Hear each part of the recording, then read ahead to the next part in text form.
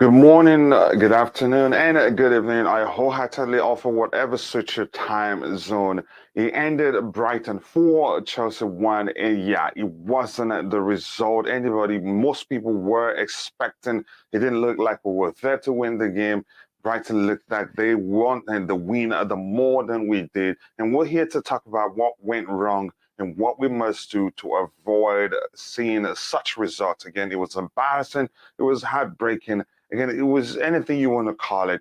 So sit back, relax, and let's get into the show. And immediately I'm going to go into looking at what we have in the chart already to say hello to the people there, because that's how we operate here.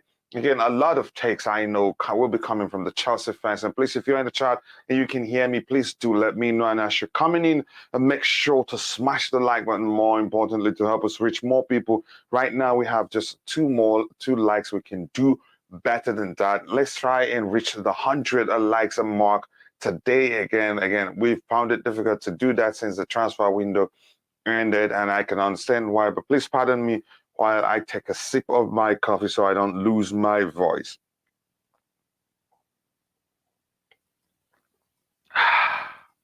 Thank you so much. All that Kai Hard says again, this Chelsea wingback system needs to go in the dustbin. We had a Chilwell and Aspie on the bench, but Potter played Sterling and Pulisic in wingbacks. Yet again, it's left a Silva Chalobah wide open. Yet you'd see some people trying again pointing fingers, and for me, I know people will still do that. I am not going to the act in the act of pointing fingers at players or any single individual. No. But are there players that I think they should have done more? Maybe. But the point is, the whole thing for me, 100%, again, lies again with the manager's decision, the selection, and everything. Blue morning, Kachila Panel and Chad. Blue morning to you too, Liam Lane. I hope you're doing well. Thanks so much for finding the time to be here. As always, I cannot thank you enough. And he says again, please like and subscribe if you haven't when you enter, as it helps the channel reach a wider audience.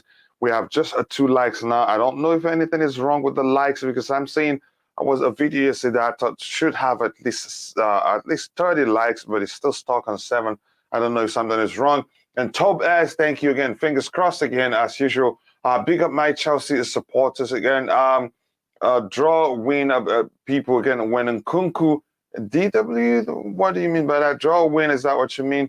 When Nkunku and Leao play alongside Reece James and Carney, Chelsea will become the best team in the world. Well, right now, let's talk about what we have and what really went wrong. And again, for me, it was, again, I don't know how to start talking about it, but it wasn't pleasant. It was heartbreaking. It was disturbing. It was embarrassing. It was shameful, really. But then again, usually the Chelsea fan base, again, in such situations, emotions are usually running high. A lot of takes, a lot of, again, unnecessary takes.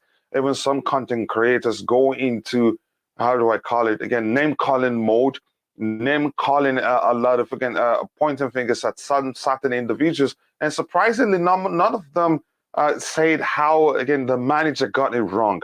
Again, we must recognize that, yeah, again, even if we're still, yeah, we believe in the process, but the truth remains the manager got it awfully wrong. I think at least that's how I see it.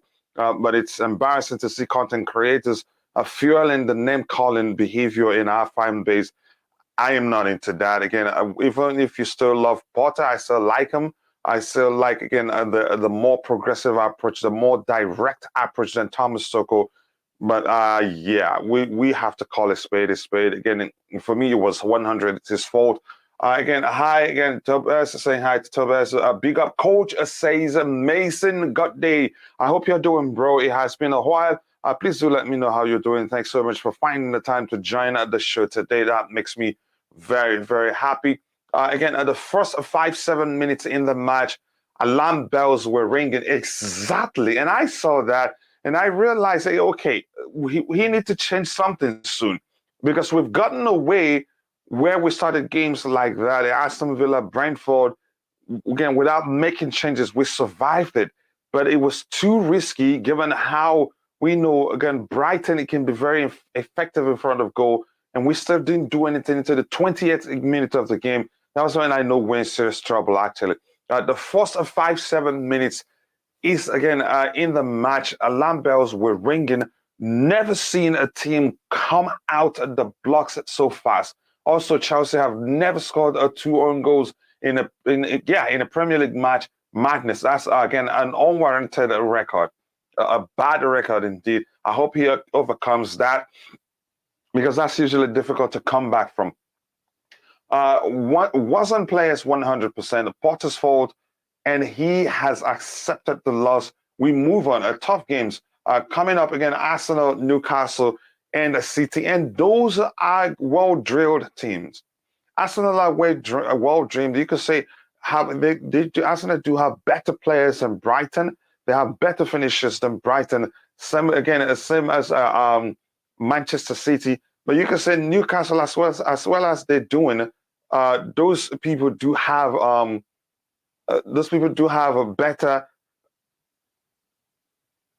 Oh, I see. Okay. Again, those people do have better finishers. Yeah, we better be, again. We have to be in our approach the game with that again. You can say go into it with our game to be able to get results with it. And an update from Liam Lane: the clock went back, and I didn't know really.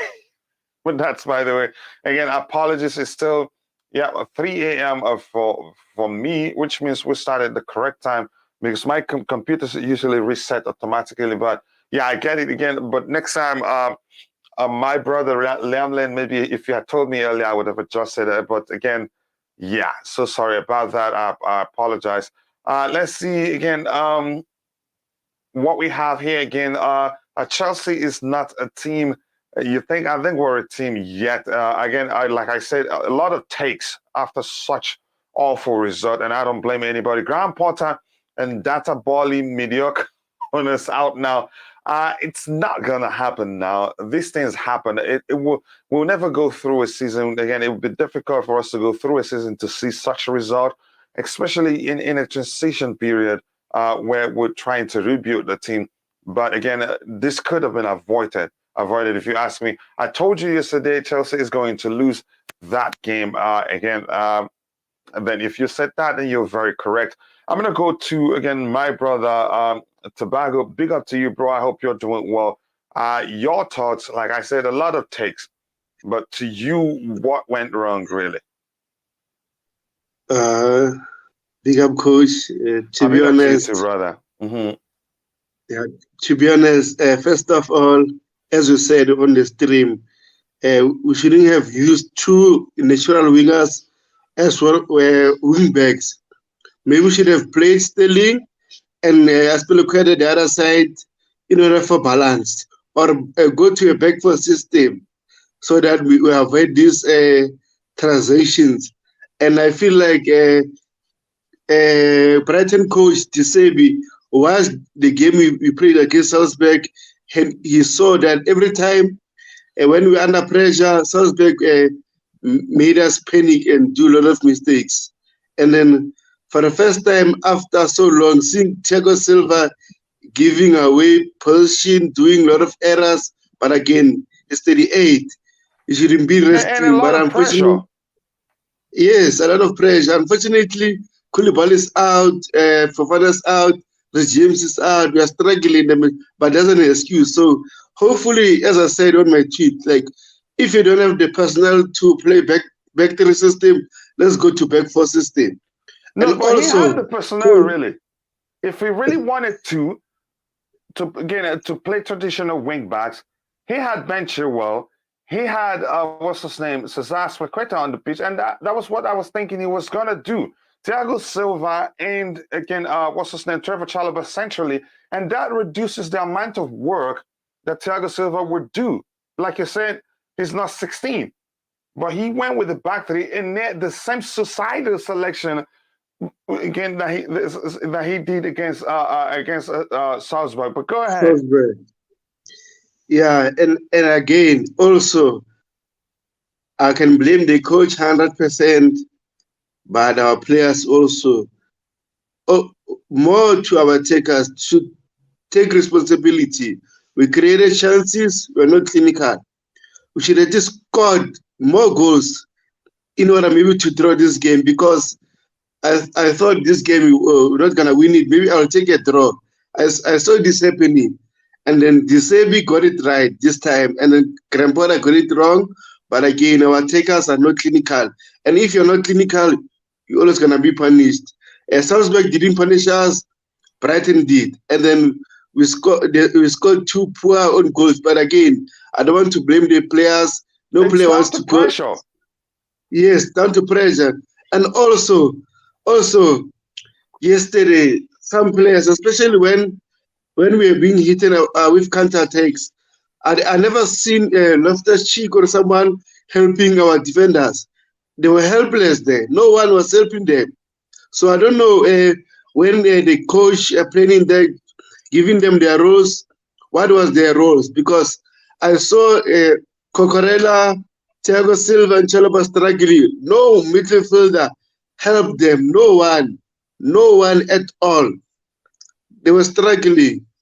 And also we just lost Kepa due to injury again, another issue. But I'm glad we have two best goalkeepers. That won't be that issue. So overall, Mr. Potter got it wrong. He should just the Premier League is not the Champions League, because the Premier League is more intensity, and the Champions League is not that really bad. So overall, Grandpa got it wrong. Hopefully, in the Arsenal game, he get it right, because I don't want us to lose like this. It's so embarrassing as a fan watching your team struggling against Brighton. And when your cousin came on, when your cousin Mendy came on, he nearly again fluffed it. He passed the ball to a Brighton player. Had that guy taken it one time, or being a traditional left-footed player, he'd be able to find the net from there. Mendy was really lucky. But go ahead. Yeah. So overall, hopefully, this game, if I was Grandpa today or tomorrow, I'm going to have a meeting with the players. We're going to watch this game and rectify our mistakes. And also, him and his technical team need to watch this game also, rectify their own mistakes, because they got it wrong. We shouldn't play natural wingers as wingbacks against Brighton. But if it's another team, I don't know. But with Brighton, the way they press was suicidal. Oh, yeah, it was indeed suicidal. And again, I'm not going to blame the players, really. I can see a situation where if he calls a meeting, players will blame him, really. I wouldn't mind. Like, what do you expect? You're playing 2-6-6 players who normally, they're not defensively minded. Ruben Loftus-Cheek can put in a good tackle. He can race against a player, catch up with a player, put in a good tackle and get the ball. Same as Mateo Kovacic. But are they able to read the game well? No. And I don't see that changing now. The 6th position is, again, if you expect them to protect the defense, it's not a role where you play a CM, again, like just a central midfielder, and expect them to execute that role very well. No. And we saw that yesterday. Here's the thing. I think Graham Potter, like I said in that short video I make, I think he was probably flattered by the win against Salzburg. But if he had the time to look at the numbers, I'm serious, he wouldn't try that. He wouldn't risk that. Even we knew it. When we were reviewing the game, the win against Salzburg, the last question I asked the panelists was if any of them would employ would select such 11 in the Premier League. And then again, I think you can say nearly everybody said no. Even at least not on it again, not like back-to-back or on a constant basis where, again, managers will be able to anticipate this is what we're going to do, because it's something that they can exploit. When you have wingers playing as wing-backs, usually, again, they leave a lot of spaces and behind. And Christian Pulisic and Raheem Sterling, they did that. And yet, again, but I'm not going to blame any player. It's all down to the manager. And we'll get into it, again, in detail by even looking, again, why, again, if he had paid attention to the numbers against Salzburg, he shouldn't have tried to play the game with such risky selection, suicidal if you want. Thank you for that. Chelsea is going to keep losing to any team that converts their chances. That's a solid argument, really, because you could argue we've been lucky enough to have witnessed such embarrassing result against Aston Villa or Brentford. If we're being honest to ourselves, it wasn't like we've been playing so good and winning our games. No, we've been quite lucky enough to have lost at least 3 games. How could you play a natural wide wingers as left wing back? They don't have defensive awareness. The reason playing them there in the first place, you don't expect too much of them defensively. But at least if you're going to do that, you need balance, and we don't have that yesterday. But we'll get into it in a bit. Here we have we played into Brighton hands, wrong formation to begin with, wide open. The spaces for Brighton to counter was ridiculous. Kukurea was running around like a headless chicken, and it wasn't his fault. So much pressure, so much confusion. No any measure of protection from the midfield. None. It was non-existent. Plus, we played nearly the same 11 that played against Salzburg that did quite a lot of running. And why are you it just doesn't make any sort of sense, but we'll get into it in a bit. What Potter did to Salzburg, he thought he could do the same to Brighton, and it backfired. And even us that we're not coaches, we knew he shouldn't do that in the Premier League, and he went ahead and did it. Oh boy, that was a poor. Really, it was more than poor. If there's anything, if there's a premium poor, it was premium poor. Really, this squad is the cup side, and that wouldn't change until our midfield and attacking options are changed. That is the truth. But the truth remains, we could have. The manager should have approached the game differently to at least achieve a favorable result. But he went all in. He went all in a riskier approach. What's up to you two? I hope you're doing well. Thanks so much for finding the time to join the show. The next 2 Premier League games against Arsenal and Newcastle will tell us how good Potter is. After the result, usually I'm not into finger pointing really, but I'd look at it and say, okay, look at where the problem is. That's what I prefer doing rather than pointing fingers. But against Brighton, it was 100% on him. And I'm not going to change that no matter who comes at me. I hear people saying we need to get Trossard, but honestly, I would not be shocked if he came to us and struggled. There's no guarantee if he comes to Chelsea, he'd be firing on all cylinders. It's as simple as that. Potter is making all our players look bad. Some complained on the Thomas Tuchel. I think you can say I think he's smart enough. I hope this is a one-off mistake. I thought Thomas Tuchel wasn't pragmatic enough. Potter isn't.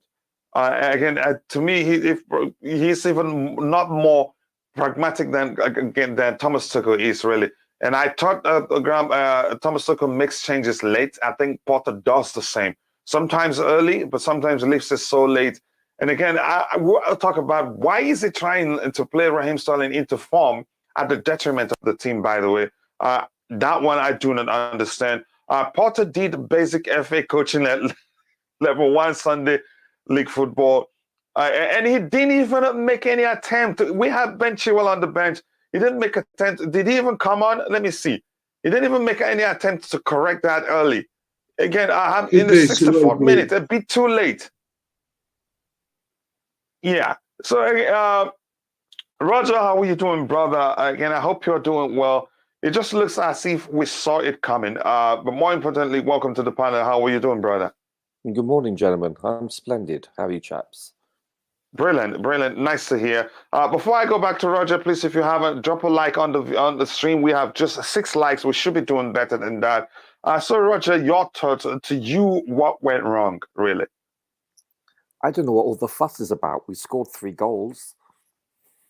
Come on, too soon. Sorry, I couldn't resist. Oh, my goodness. I could not resist. Mm-hmm. Listen. I think managers / head coaches get far too much credit when they win and far too much blame when they lose. there should be a happy medium, you know. As the old adage says, you know, once the whistle starts and the players have crossed that white line, the players play, they execute. And fundamentally speaking, this game, just like most other sports and games, is primarily all about execution. It's simple as that. You know, did we execute? No, not at all. That, you know, as is with most other sports, there is quite an element of fortune, a luck in the sport also.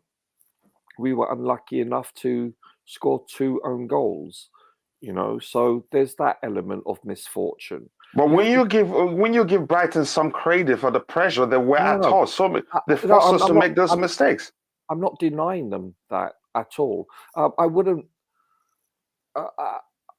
say no, and that's duly noted, sir. But I'm saying, generally speaking, you can say that.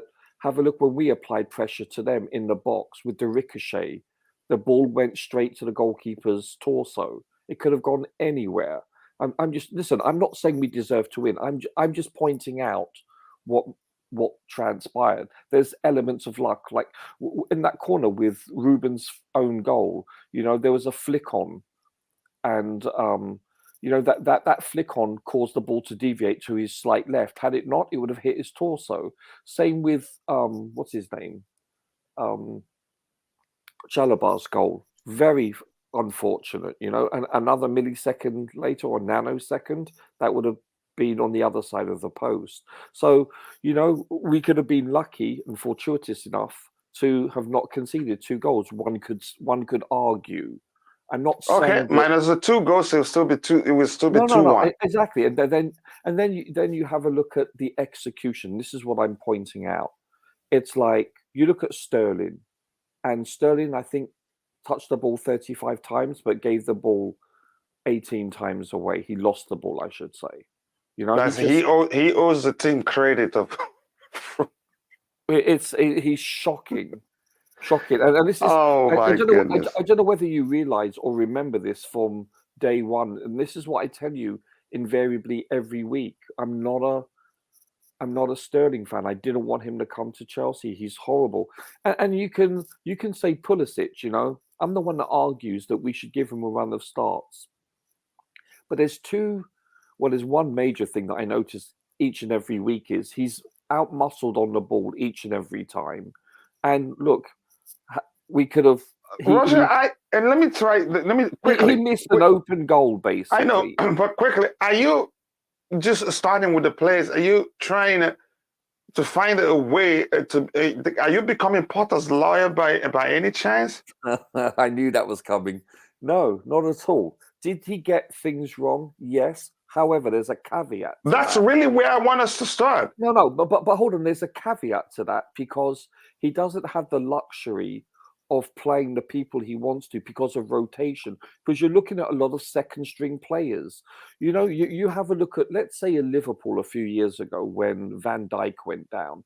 It wasn't just Van Dijk that went down. He was playing people in his back line that he just acquired off the market. They were depleted, and we're close to being depleted. We have 2 centre backs that are not starting due to injury. Silva shouldn't have played yesterday. Simple as that. So you know, tired legs equals tired mind also. So there's attributes that one could say, you know, are a confluence of issues. You know, I think you're trying to conflate too many things. I think, yes, Potter did have his hands tied in so many regards, you know. Okay, even if Roger, let's do it this way. Let's look at this now. Yes. Not this one in particular, because we'll go back to this, and I have a reason why we should go back to that one. Let's look at this lineup here, really, and look at what we have on the bench. We had, again, not Mendy doesn't count. Again, Aubameyang was on the bench. Ben Chilwell was on the bench. Amanda Bray was on the bench. Hakim Ziyech was on the bench. Denis Zakaria was on the bench. Jorginho was on the bench. Omari Hutchinson was on the bench. Cesar Azpilicueta was on the bench, at least. But the 2 names are here we want to look at is Cesar Azpilicueta and Benchua. Did Benchua play against Salzburg? No. Did Cesar Azpilicueta play against Salzburg? No. Yes. So now... Yes, he did. Didn't he? No, he didn't. The right wing back position was, I think, either Christian Pulisic, and on the left side, he had, again, Raheem Sterling against Salzburg. Let's look at it. I have it open here. I have all the receipts here. You see it here? Hold on. This is against Salzburg. So now, common sense, if he paid attention to the numbers really in this particular game, if he paid attention to the numbers in this game here, we did a lot of running, especially Gallagher did a lot of running. The defense combined had a total of around 14 clearances. Azpilicueta did play. He came on. He came on as a Later on. He did play. Exactly, but he didn't start. That's my point. He didn't play like the 90 minutes some of those guys play here. Let's look at the clearances here. This is 6 clearances from Chalobah alone. That's not what you said. I'm being pedantic here, but that's not what you said. You said he didn't play. No, I'm saying like he didn't start. Okay, that's what I meant. If he came on later, it's nothing really. But again, he didn't start the game like play for 90 minutes. So 6 clearances from Chalobah alone against Salzburg. That's 6, right, in total. How many clearances from Thiago Silva against Salzburg? Let's see, where's the defense? How many clearances? 4 clearances, that's a 10. Yeah. And then we have Cucurella here. How many clearances from him? Where is it? 3. That's a 13. And I'm sure if we check this guy's here, we'll still see some clearances. What does that show you? So much pressure. No, I understand that. Yes. Yeah, I'll get back to you. And which shows that these guys, they actually had opportunity. And overall XG, they had more XG. I think we've looked at that together, really. They had more XG than us. They had 1.57 and we had 1.49. And it was actually worse during the first half. Shots inside the box, 10 to our 11 with just 1 above them. Corner kicks, shots outside the box, 6 to our 4. I think I'm looking for corner kicks. I think overall they had more corner kicks than us or something. Total shots, 16. I think they did. Exactly, 16 or 15. To me, I think because we won, Potter probably didn't pay attention to the numbers. I think he was flattered by this result. That was why he opted to field the same, you can say nearly the same 11. They did a lot of running, especially the defense. Look, the defense, they were the 3 defenders, again, practically they were the best players on the day, except for 8.2 from Kovacic and who again, 8.2 from 8.1 from Kovacic, 8 from Gallagher and 8.1, but nearly they were the best players on the day, all of them. I says actually they were the best players. So I know we can't do, then we couldn't do otherwise if you're going to play with 3 at the back. But why not play with a 4 at the back structure to have 2 central defenders? That way, center backs, that way Thiago Silva won't have too much to do. And that way you have a left back playing eventual. Even if you're going to go by the start, at least 1 of traditional wing backs on either side. That lessens the work. Yet I think he was flattered. That's not me saying he's a bad coach or anything, but we have to be factual here. But go ahead. I'm going to try again. Once you're done, I'm going to try and catch up with what we have in the chat. No, I understand. I didn't want us to use that formation or those personnel. I didn't want Pulisic to start, however. I didn't want Sterling to start. Listen, I understand what you're saying, and I'm not arguing your point. What I am saying, though, yes, those stats do flatter from the Salzburg game, I believe you're talking about.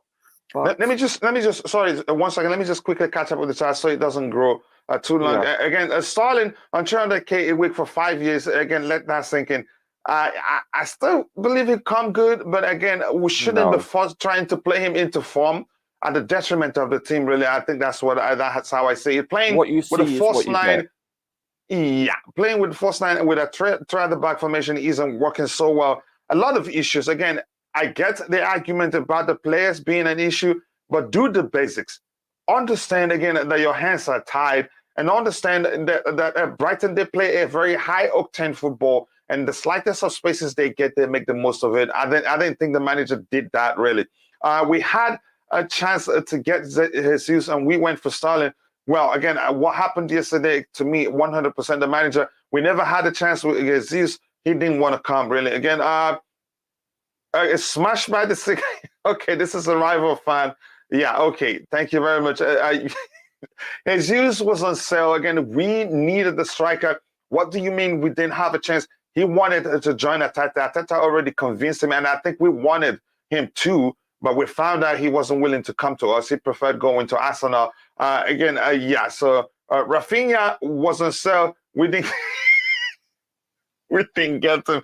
Yeah, I get that sarcasm there. Rafinha was obsessed with Barca. Yeah, so the same thing. You slug out the argument within yourselves there.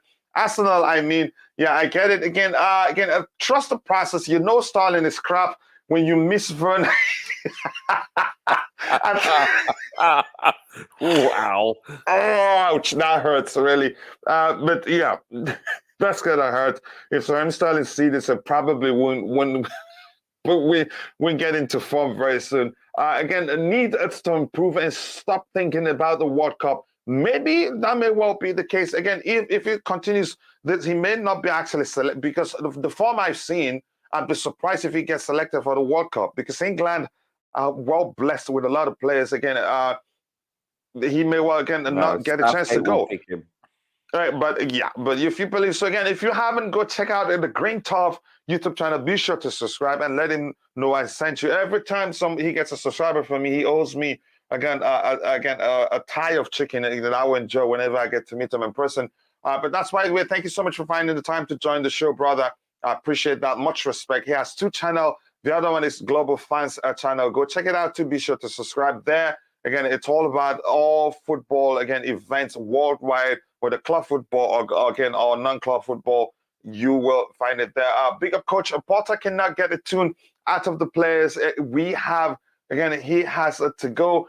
Well, he signed for 5 years. At least before, I think it hasn't gotten as bad as to start talking about him going. I think to them, this is just more like a glitch if you're in the system. But I'd argue he was flattered by the result against Salzburg. That was why he decided to even go with this same 11, nearly the same 11. Chelsea should have played a 4-5-1 defense. Again, we were totally exposed. Why he didn't expect that, I didn't know. And why he didn't change things around on time to stop it from continue happening, I just don't know. Playing 3-4-3 without traditional wing backs will never work. It works on occasions. It works if you're able to control the game. But were we able to control the game? No. We weren't even close to controlling the game. It's as simple as that. Koundé was on sale too. Yeah, keep telling me about all the players that were on sale. Delete was on sale. We didn't get him. Yeah, a lot of players were on sale. Haaland was on sale. We didn't get him. Yeah, keep going. Talking of injuries, I hope Kepa is doing great. I hope he's doing well because Mendy scared the heck out of me. He shoot up. Again, he has a confidence issue probably. Anyone else missing? Take your time, find out more, and dump them in there. Again, please like, subscribe as you enter to help the channel reach more people. Again, we should be doing better than 7 likes. If you haven't, take a second to drop a like on the stream and subscribe to the channel. If you haven't, Roger, go ahead and present your case. But I'm still saying, I have one question. I think you're coming around to say it wasn't really Potter's fault. But go ahead. Not that you're putting words in my mouth. So let me ask you a question. Who do you prefer, honestly? If you could choose right now, would you have Sterling or Werner? No, I want to know. Is that a way of getting back to me? Yes, sure as hell. Here's the thing. Oh my gosh! Given the current form, I'd take Werner anytime, any day. Because Werner, even on his worst day, you still see hard work. Coach, what you see is what you get with Sterling throughout his whole career.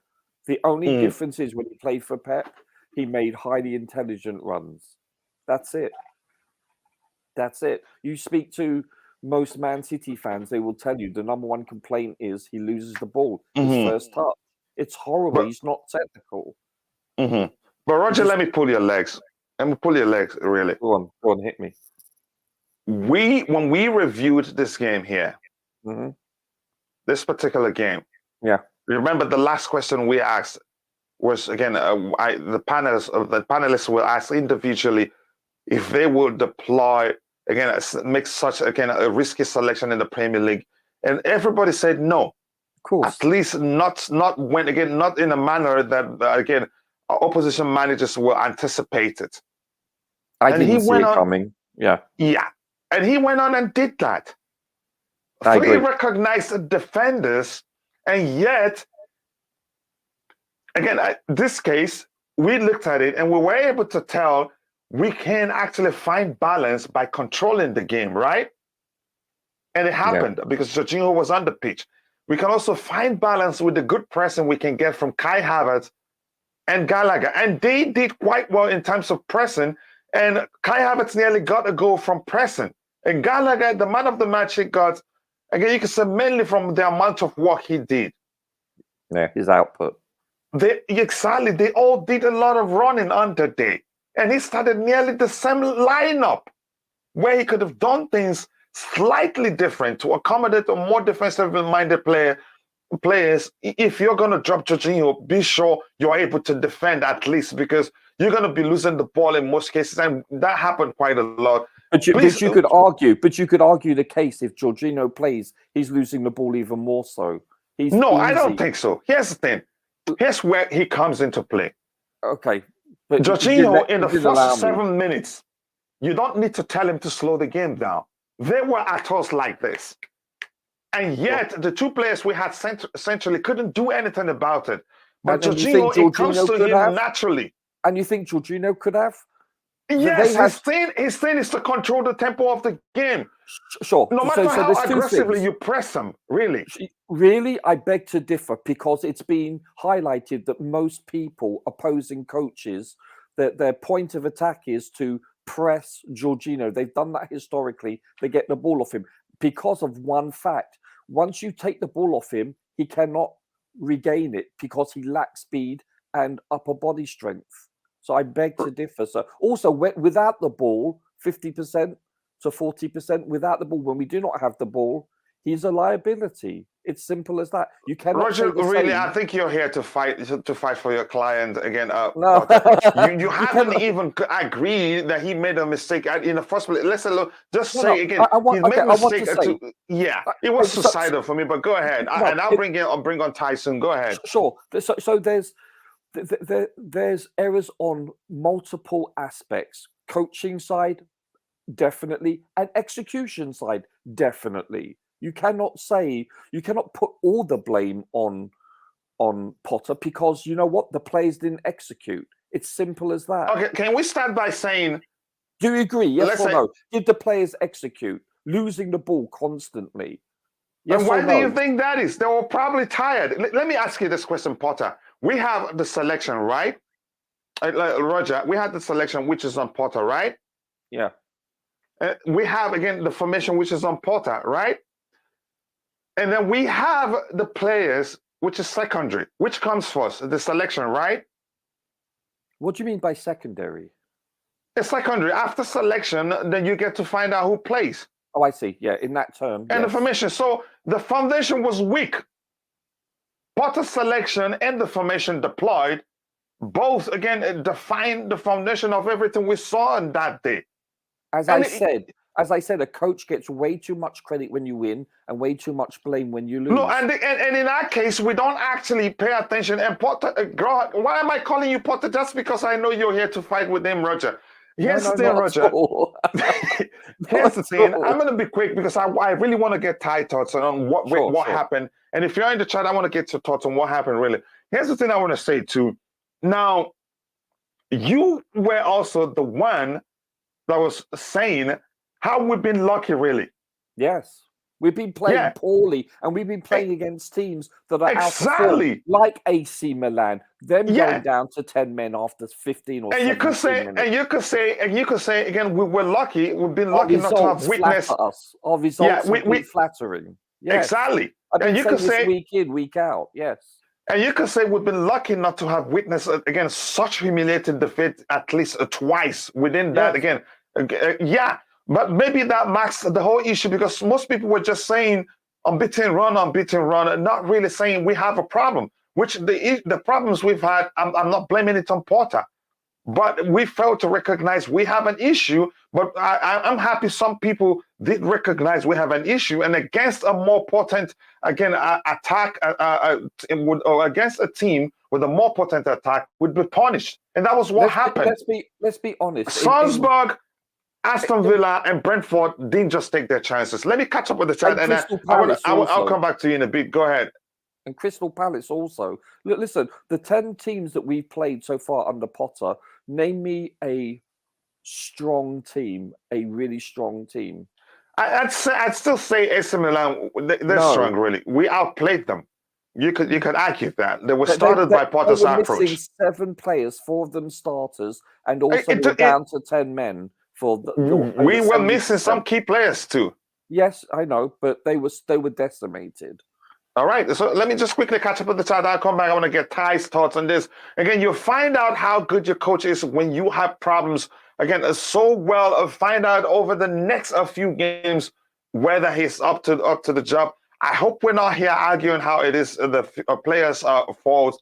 I'm seeing a lot of people, again, finger pointing, really. And not, I think, again, before you point again, single out any player, at least I agree that the manager, the selection was suicidal, really, because he could have done otherwise, again, to a much safer approach, given the issues we have.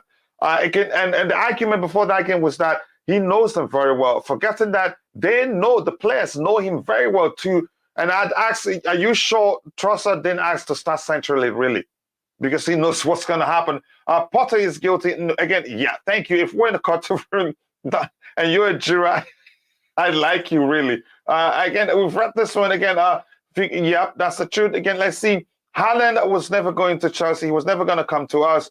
Even Man City was a surprise. He was never, I think it was Madrid, probably because they didn't, the financial issues over there. Werner is a better player. Let's have it right. Again, I told you all from the get-go. Werner, again, you can say, yeah, is a better player in terms of commitment, hard work. You see, doesn't sulk.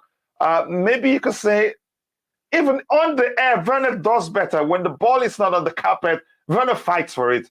But I've noticed that for Raheem Sterling, whenever the ball is not on the carpet, he struggles. Even if he arrives 10 seconds earlier, the opposition will still get it. Again, Monster said the problem is the midfield. He was right. We need to buy midfielders. It is not the strikers. We have an issue in the midfield too. But if we're really saying that's not strictly the problem, really. The strikers do have issues, because if we look at how many chances we created under Thomas Tuchel that we didn't put away, you still realize the problem isn't just the midfield alone. But maybe if we fix the midfield, we create more chances, which again gives us more chance of scoring goals. I understand that. Again, selling all back, again, beg all everyone. The club needs resetting. Nemanja, you're back again. Werner over Sterling all day. Again, the only thing Werner was guilty of was not having a good teammates in attack. Not really. Again, if had Werner stayed at Chelsea, you'd never see him had a period of time you could say he will perform consistently, because he struggles when we play against opposition that, again, defend deep.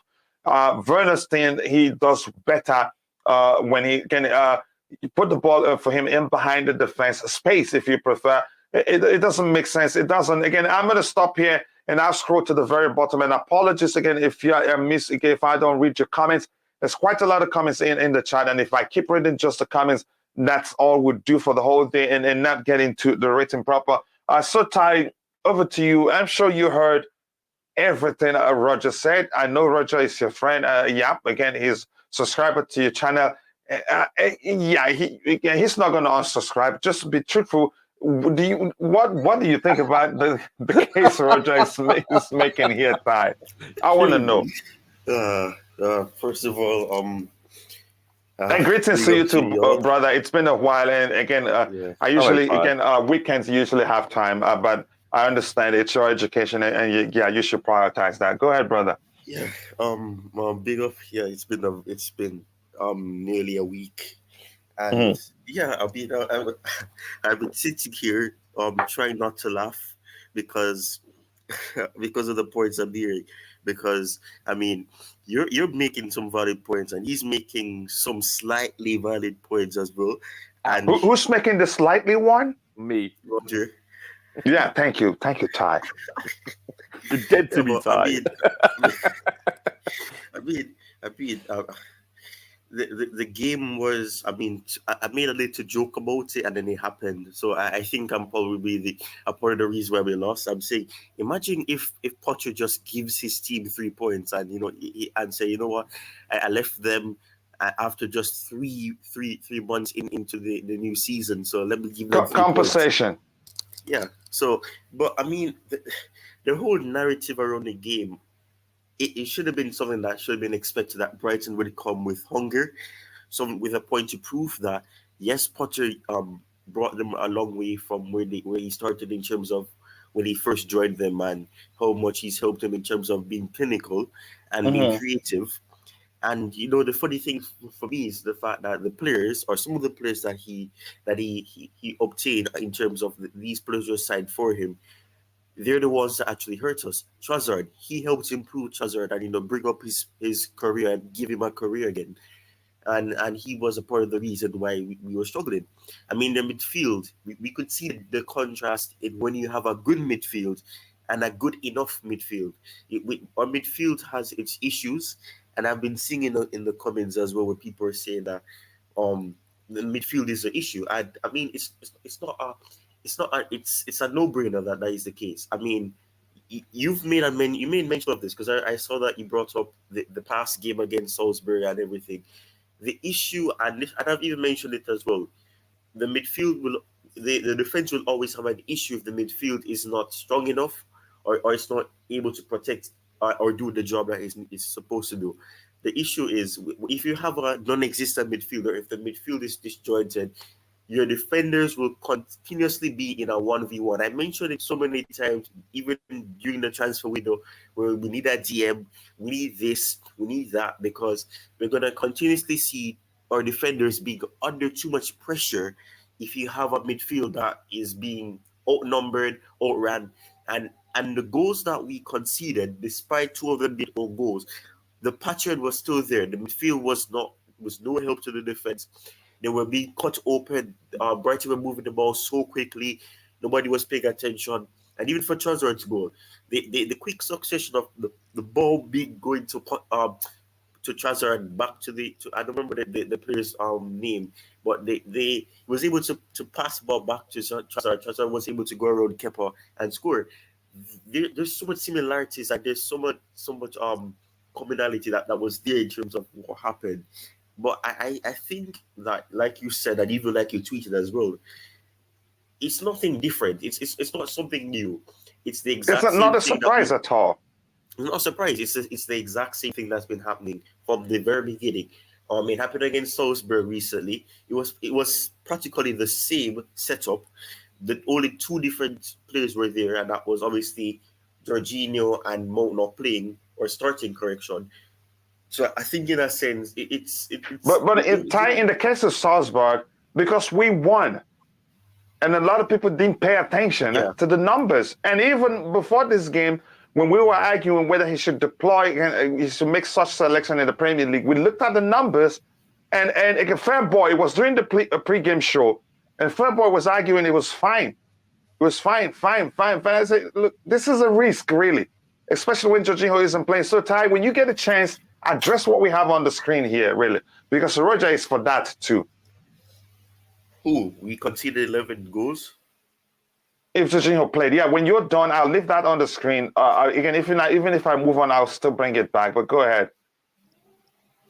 Yeah, and the thing is, with that, like I was saying, it's nothing new. I mean, and even when people look at the games, it's always we're unbeaten. Still, it doesn't matter. We're unbeaten. We didn't lose. That is the thinking that really is really divided. Where some people are able to dissect our performance and say this is the situation and this is not the situation. We won games out of pure luck. Yes, you need luck to win games, but the fashion in which we were getting lucky, it was very clear. You could see that how did he not score this? Or how did they not 3-0 up? Why is it still 0-0? Aston Villa were the better team against us, but we still were able to grind out a 2-0 win. I mean, we got our win against Salzburg after we conceded in a poor fashion. The situation is that it's nothing new. It's a case where it's always been happening, and it's something. It's a long time coming. Yeah, it's long time coming, and this is it's nothing. It's not a no-brainer. It's not something that is supposed to be surprising. If you play an opponent that is hungry for goals, if they take the opportunities, you're going to suffer. And this reminds me of West Brom, Tuchel's first season, where we kept saying this, and I think a lot of people were saying it as well. We were getting lucky. If we were facing teams that were able to finish their chances, we would be destroyed, or we would get beaten by a high number. And what happened? West Brom was playing like prime Brazil. They were moving the ball flashy. They were getting past our players. Our players could not handle them. When they thought they got rid of one target or one threat, another one creeps in, and they were still able to do something. It's similar, and the thing is, it's the same players. So yes, I can agree that, like you were saying with Potter, he makes a selection, he decides what the formation will be, like he decides what the structure is and the playing style and what the game plan is. But at the same time, it's the same players. And if you have the same players, and even Tuchel said it, and he didn't go down well with everybody, it's the same players. You're going to have the same result. You're going to have the same end result. It's going to happen. It's not supposed to be surprising. We did not look at the important part that was necessary, and that was the midfield. Yes, our attack was not doing good, but at the same time, if you have a good midfield that can create chances, because we create minimal chances from the midfield, it's only one chance here, two chances here, one chance there. There's no consistency in creativity from the midfield. It's either the defense creates, or it's either some of the attackers create for each other. It's the attack, midfield, and then the defense, and only the defense and the attack. So you completely skip one of the important aspects of the selection and go straight up to the attack. So there's a lot of issues. So Ty, quickly before I go back to the chat, do you really think, had Jorginho started again, that it'd be as worse as he again? Wouldn't he make a difference? Let me just phrase it that way. Sorry, I didn't hear that last part. Had Jorginho started the game, do you think it would have made a difference at least? Even if we still, yes, we'd still lose, but don't you think it'd make a difference? I personally think he would have, because, and this is so, I know Jorginho splits opinion, but I do think that when you have at least Jorginho playing, even if it's not appreciated, Jorginho is not a player that rushes his decisions, and this is the situation, and I even mentioned it in a game where I think against I don't remember what team it was, where I said that if you have Kovacic and Loftus-Cheek playing together, it's going to become an issue, because both of them think similar. It's about moving the ball quickly, trying to get the ball away from them as quick as possible so that the ball can progress forward. And that is exactly what led to the goals that we conceded. What are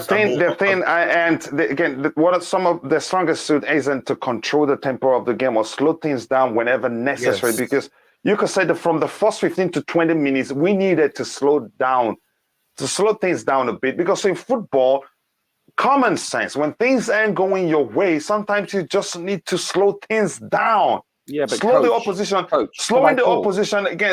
opposition down can change things. Yeah, but coach, yeah. the first 10, 15 minutes, we hardly had the ball. So what is he going to do? But when we got it, we still gave it away. That's where Jorginho comes in. We're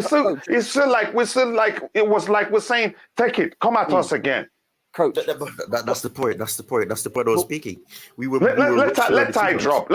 Roger, I'll come back to you. I'll try to catch up with what we have in the chat so it doesn't grow too much. I'll come back to you, Roger. I hope you don't mind, please. No, not at all. Yeah, go ahead, Ty. Go ahead, Ty, drop. Yeah, and that's the thing that I'm saying. When you have players that are thinking about making a quick decision, they're not trying to try to hold the ball try to keep possession of the ball and then make the decision. It's about rushing it. It becomes easy for your opponents to simply pressure you because they know that they're gonna suspect that you're not comfortable on the ball, you're not confident in yourself to keep the ball or to keep hold of it for too long. And that's exactly what happened. There were players that were being targeted because they showed from the very early stages of the game that as a matter of fact, the first minutes of the game, that they were not going to have a good game because they look shaky. They look as if they were unsettled, that they weren't comfortable. So clearly it was going to happen.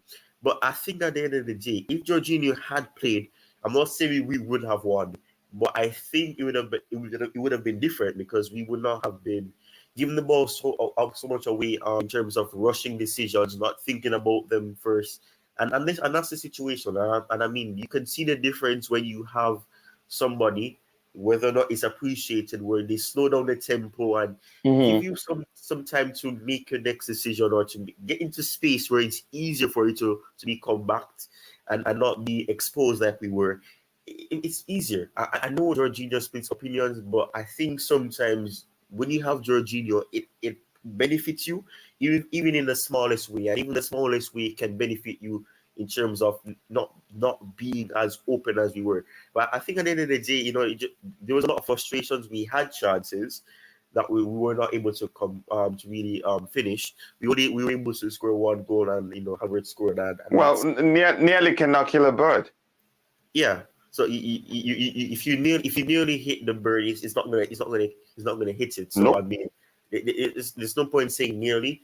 But at the end of the day, it just added to the frustration because we had opportunities, we didn't take them. It's nothing new, really. It's nothing new. And I mean, I know that people are saying, what's the point with Potter and everything? But I still think that it's there's blame for Potter and there's blame for the players because the players have a mentality issue. I've said it for so long. People didn't see the mentality issue, and it's still creeping in.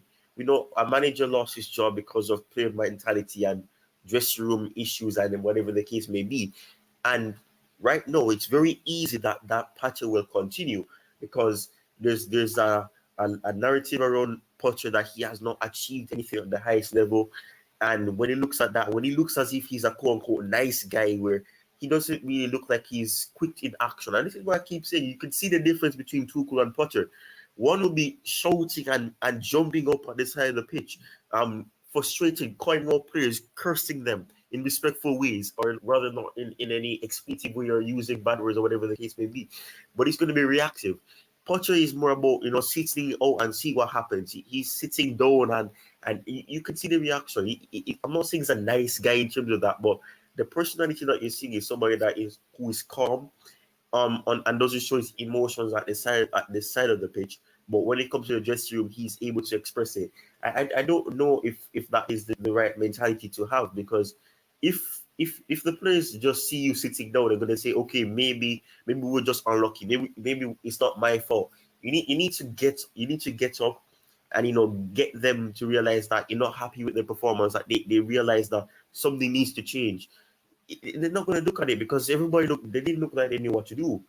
But at the end of the day, it's for me at least, I think it was a game where it should have been a wake-up call to Potter that we have an issue in terms of the formation and with injuries that we have in terms of not having replacements or players that can compete at the same level of those players that are injured.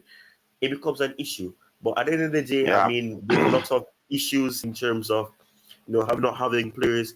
But I think that should have been an indication to Potter that change the formation to something that is more comfortable with the players that you have, and don't play players on the position, because Sterling is not a wing back. He's not in form. He's not physical enough to be a wing back. So that in itself contradicted itself, because you're playing somebody that's not physical enough, somebody that looks like he's out of form and is out of form, and with the hope that they'll do it. And I mean, Cucurella, I've said it before, you cannot play Cucurella in that position. We will get to that. And Ty, know quite well, the whole thing wasn't Cucurella's fault. The whole thing, the issues stems from the midfield, like you said, in terms of lack of protection from the midfield. You can say overall in that game, we suffered because of lack of balance, but we get to that. And I'm not going to let you, the Cucurella, I'm his lawyer. Let that sink in, Ty. If you want to start a fight there, we're going to fight. But go ahead. Have you dropped it? Whenever you drop, let me catch up with the chat. I'll come back. Let's get Rodrigo's thoughts. Again, Roger wanted to say something before I go to Rodrigo. Go ahead, Ty. I just wanted to tell you that I'm Kukuria's lawyer. Yeah, but I mean, last thing is that this game, it just shows that for people that think that us winning games and drawing games was just okay and we should just be satisfied completely with it. I'm hoping that this match and this defeat lets them understand that there's some issues in the team. There is some solutions that need to be found, and the only hope that we can use is that the game in the week, or rather this week, is not a game where we have to win, but if you win, it would be fantastic, because the job has been done in terms of qualifying for the round of 16. But we have to see what happens from here. We need to see how Potter reacts to this. I mean, he came out and said that he what he did makes him look like a slight fool. So I think in a sense he understands that he made a lot of mistakes, but it's about how he reacts now and what he decides to do going forward. And unfortunately, even though he said that, some people, and I'm not saying Roger, some content creators wouldn't still come out straight and say he made a mistake. They still finger pointing player, saying Pulisic is trash, the other player is nonsense, the other player is garbage, even when the manager has accepted that he made a mistake. But that's why I'm going to catch up with the chat, come back to Roger. He drops his point, and then I'll go to, again, Rodrigo. If Jorginho played and we'd lost, it was going to be, again, Joe Biden to blame. The truth is we need well-rounded midfielders, not one-dimensional players, and babysitting J5 each game. Here's the thing, but at least I get it. What we can, like Ty said, he divides opinions the most in the Chelsea fan base, but the truth is he would have made a difference. And I'm going to repeat myself again. He wouldn't be there, and these guys will come at us as many times as they did, and was to get the ball and they get it easily. No, he'd slow the game down and it will frustrate them a bit. That's another approach to the game. Sometimes you need to slow things down. And that was, again, had it been Thomas Tuchel, but we're not comparing the two managers. They have things they do better than each other. Brighton won't see the ball that many times, let alone come at us that many times. Even again, but by the time you can say we were 3 goals down, it was too late to bring in Jorginho. But you could say, but at least that first 15 minutes, let's say after the first goal, and they were still coming at us that way, you just bring him in to slow things down a bit so that we can catch our breath. And maybe it frustrate them a bit, and then we can, the whole thing will be balanced and it wouldn't be that bad. But that's, by the way, really, again. Let's see what we have here. Lacomacaric Porter selected Pulisic and Sterling as wing backs who were not a tracking back and left us spaces, and this cost us. Again, Porter should do better. And a lot of that actually happened against Salzburg, but they weren't clinical. Go check the numbers. They were just not clinical. A lot of that happened against Salzburg. We were just lucky. Maybe that flattered him to thinking it was going to work. We need players who actually again defend instead of gifting goals to our opposition. I don't blame them. Even Chalobah, I don't blame him. Loftus-Cheek, I don't blame him. The pressure was just too much. You can tell me even if you have, let's say, for instance, even a bulletproof vest, even when you have it on, that's how many times it will hit you. You pass out from the effect it has happened on the vest, the bullets are having on the vest itself. Even again, the best goalkeepers in the world, that's how many times opposition will come at them. He conceded few. So the same thing applies to the defenders. The pressure was just too much. It's only a matter of time. And we're going to look at the numbers so you see how much work they had to do, really. Again, Chelsea need to be sold. Chicks need to be sold. No. I'm not. Here's the thing. Had we won that game, it'd be the same thing as the game against Salzburg, where the majority of the content creators and everybody were just going, Potter ball has arrived. That was delicious. The 1-2 play, again, reminiscent of the days on the Sarri, the play, the quick transition and all that. Nobody looked at the numbers, but I'm glad we did here and said there's a problem here. He shouldn't do this in the Premier League. No, only a few people paid attention. Really, we won, but it wasn't as easy as we thought it was. That was the problem. And yes, surprisingly, Potter think, oh, it worked so well, I'm going to do it again. That's not me saying he's a bad manager, really. Again, I'm going to try. I'm going to skip quite a lot of a few things here. Chicks needs to go. I'm not into players go. Goes and Chalobah, see, on goes. I don't know how else to combat that. Again, also calling for players to be sold because they made one mistake. The same Chalobah also, who's been brilliant for us actually, but he's only a human being. Potter is to blame. He picks the team. It's as simple as that. Like I said, I used the analogy, the selection being the foundation of the whole thing you see on the day. And he could have done things differently, at least with a back four, 2 center backs, make it a little less work for Thiago Silva, who's played how many games in a row due to the absence of Koulibaly. That would have helped, really. Again, the dogs on the streets know you can't play Cover and Ruben together in the midfield. Again, so to play a 3 at the back, yeah, it makes it even worse. With no recognized wing backs, with no any defensively minded midfielder, it makes it, and without the ability to control the game, disaster in the making, really. We asked for it and we got it. And I believe he's smart enough to learn from it. Big up Kuchila and Panel says, Joswell, big up to you two again. I hope you're doing well. The Queen of the House, thanks so much for finding the time to join the show. Let me see if there's anything else to address here. Potter have it that he should have dropped Sterling and Ruben. And we're going to talk about, again, what's going on with Sterling playing every game, really. I big up everyone and big up the panel. Big up to you too, Rodrigo Rogers. Again, lovely debates. Glad to hear different differences of, yeah, again, it makes sense. Just not to, you can't just listen to one person. It maybe, again, when there are differing opinions, then it's something to learn. This is the worst Chelsea will be. No Nkunku, no Reece James. Our younger players are developing. I'm glad that Potter experimented with an attacking lineup better than Conte and boring a defensive footy. Yeah, but sometimes you have to be a bit pragmatic, cautious, maybe. I don't know. Potter got it wrong some way. Pep got it wrong in the Champions League final. It happens better now, again, than later. That's the truth. And Pep made that mistake and realized, again, there's a better way to actually play Chelsea.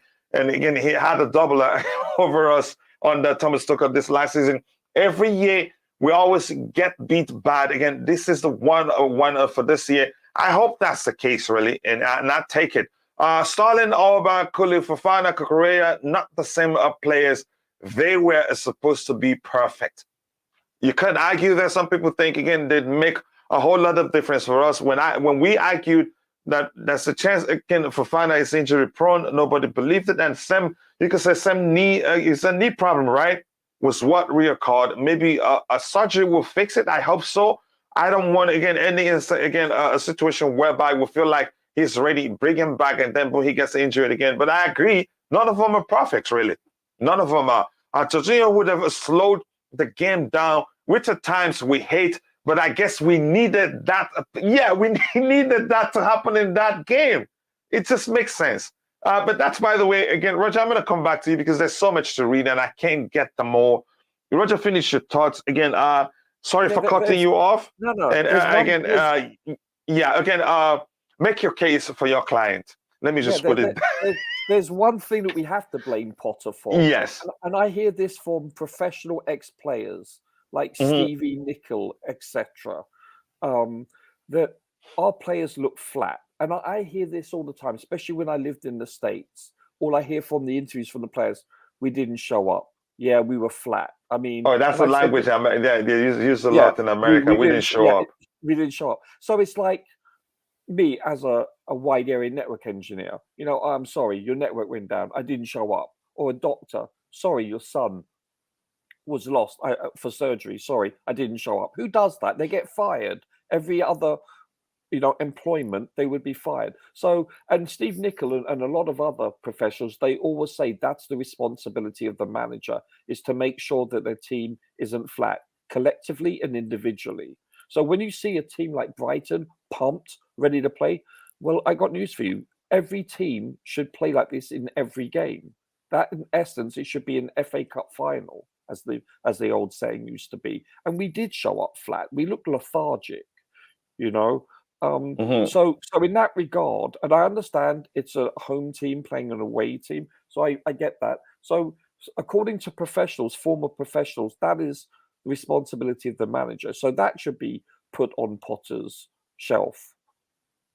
Now, so you're so fine with the selection? I really no, want to know. No. I'm not saying I'm fine with the selection. If you listened to me yesterday on yesterday's show, I The pregame show. I dismissed it. I didn't think that would happen. Actually, the post-game analysis of the Salzburg game, it was mentioned that we all, I think, concurred that we would never play like that in a Premier League show because of the Premier League is very different. So I would like to hear why Potter chose that formation and those players. Listen, as I said, a coach / manager is credited far too much for victory and blamed far too much for defeat. There's a happy medium. But you must also acknowledge... But can you add one more thing to it, Roger? Yeah, go for it. We seem every time we win, it's all about the win. We don't really look at the problems. We've looked horrible all season long. But most people don't pay attention to that. It was all the unbeaten run. But go ahead with what you were saying. Well, Chatterbar's still unbeaten at home. I'm just kidding. but yeah, I mean, because people look at the fact that the Premier League or any league is based on points, so it's a point and a result-driven, I guess, sport, entertainment, and the fact is that we've been winning ugly or drawing ugly. It's simple as that. You know, so most people say, you know what, I'll take the 3 points. I'd rather be lucky than better. So that's the analogy. But you must. But having, listen, I've stated that yes, part of the blame has to go to Potter. Why not? That's as Ike used to say, the buck stops here. Having said that, though, you must also equally also put blame on the players for the lack of execution, because Potter doesn't have the ball at his feet. Potter doesn't head towards the goal. Potter doesn't try to save a goal. Okay, can you divide it by percentage? What percentage goes again? Or portion of blame goes to the players, and what goes to Potter? To the decimal point. Also, so, I love you, Coach. No, I want to know really. No, so I think most analysts and most ex-players, for what it's worth, will always appropriate an equal proportion, meaning 50-50. I think that. Listen, there are extenuating circumstances. Like, for instance, that was brought up in the Champions League final versus City. I think you have to give, unfortunately, Pep, who's probably the greatest coach in the world, a more greater portion of the fact that he did get that midfield selection wrong. And I think in this selection, I think you can say, I don't know, let's say 66 to 75% of the blame has to go, 50 to 75% of the blame has to go towards Potter because of his formation and selection of players.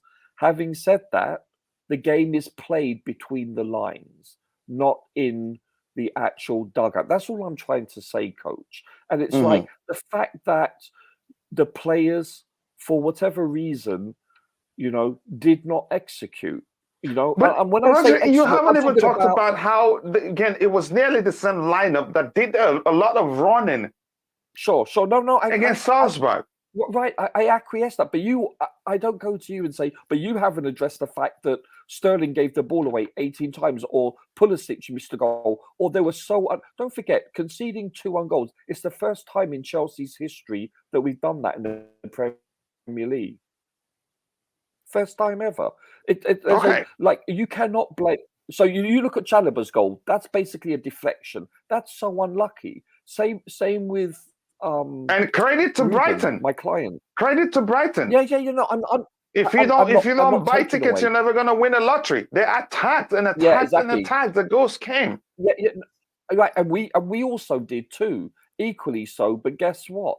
We were clinical and we didn't get the right. I'm not saying that we deserve to win. Don't get me wrong, or deserve to draw even. But I'm just saying there was a couple of times, a melee of times when there was ricochets and the ball didn't come to our feet, or it hit the goalkeeper and he knew nothing about it. Do you understand? There's an element of fortune, and you cannot dismiss that. That's all I'm saying. I'm playing devil's advocate, which I invariably always do. Okay, I'll bring it. I totally understand. Yeah. Again, you still haven't gotten around to agree Potter made a huge mistake. I did. I just did. Not vehemently like I would like. But equally, conversely, you also haven't acknowledged that the players, when the ball is at their feet or when we didn't have the ball, they didn't execute equally. I think you probably tired. They're probably tired. Credit to Brighton. Mount was tired, and how many minutes did they played? Hold on. But we'll get into the Sterling. Okay, and then you have. We'll get into details in a bit. There were players that I'm sorry were bit part players in the previous game. You can't say that. They didn't execute. It's a combination of both, is what I'm agree. Here's the thing, Roger. We can agree the players weren't perfect, but again, if there's an issue, the same with Potter, also he wasn't. Yeah, if there's an issue with the foundation, when you want to solve such problems, you start with the foundation. That's my point here. Greentop's, go ahead. Roger. I concede that. I'm not disputing that, but I'm also saying conversely, the players looked flat, which is Potter's, according to every ex-professional. That's his duty. I remember you saying that. Yes, his responsibility.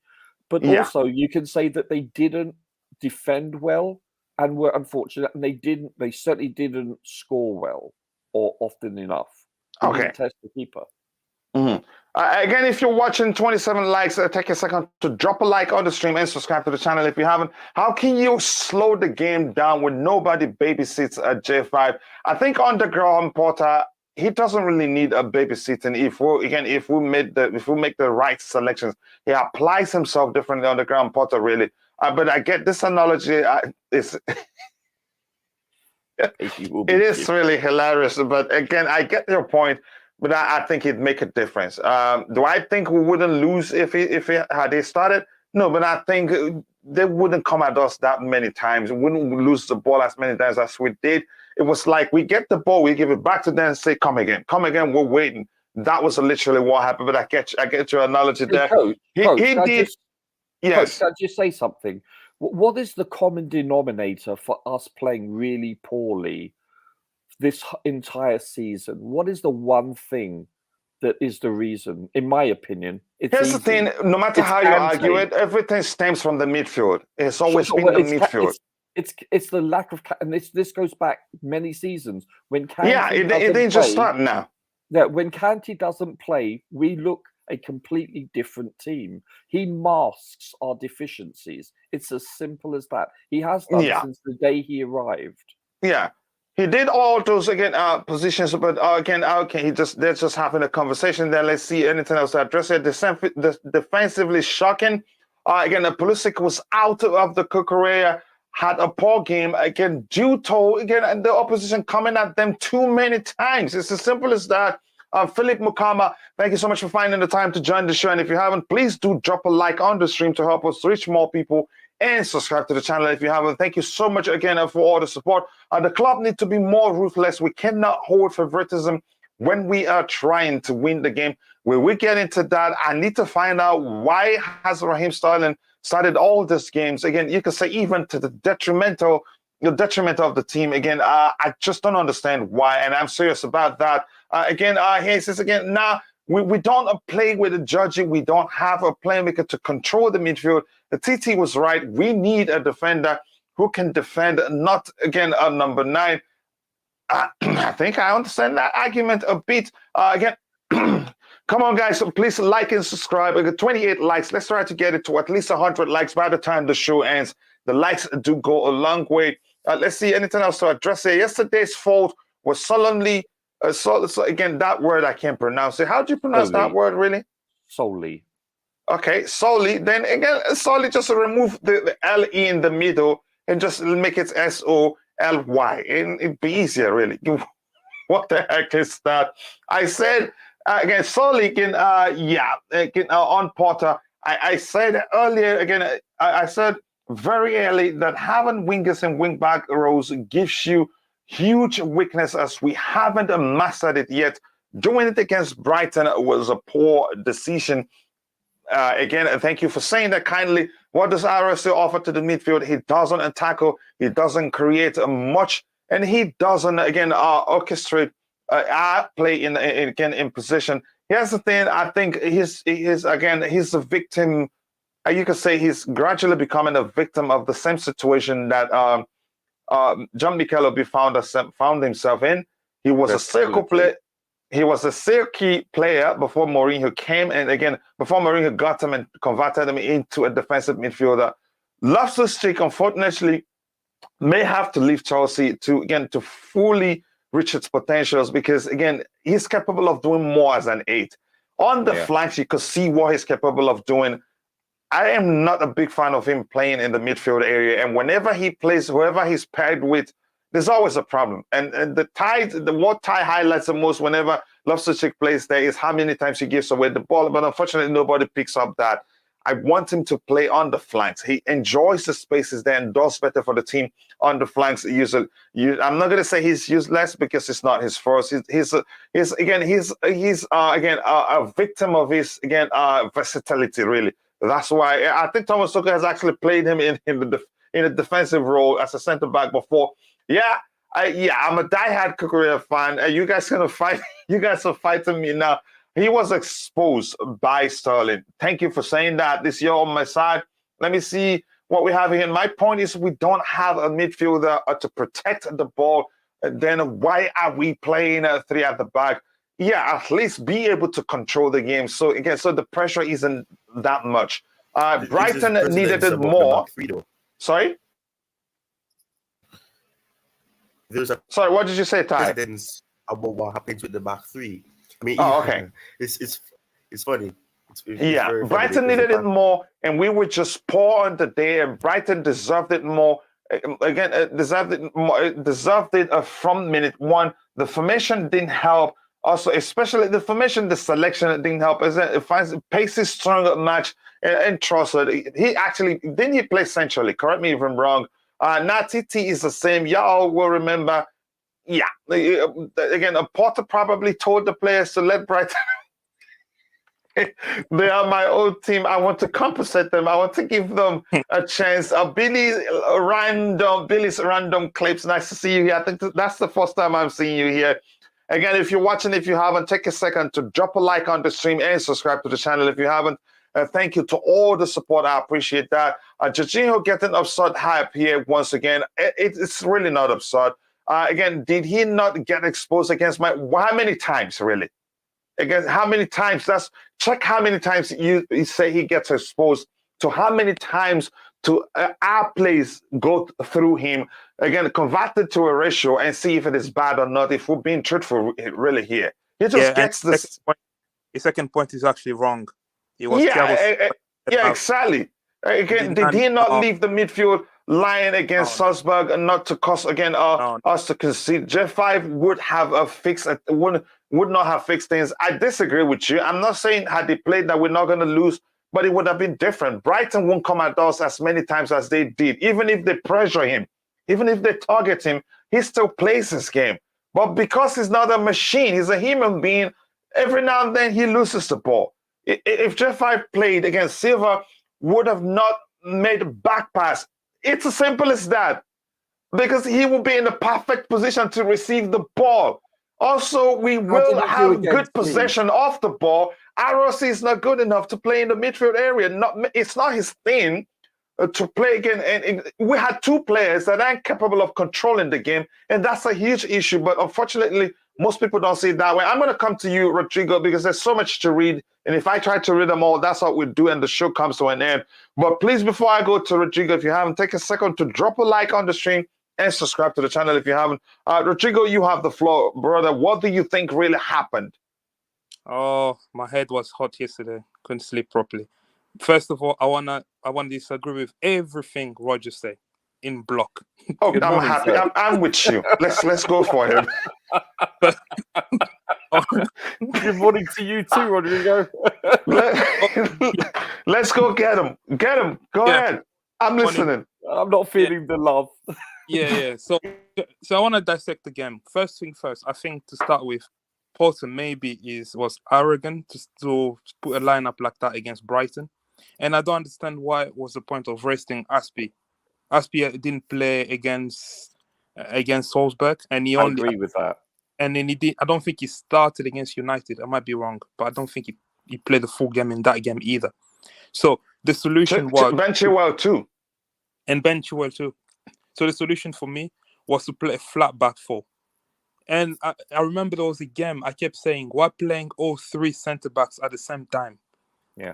You put them at risk of them getting injured.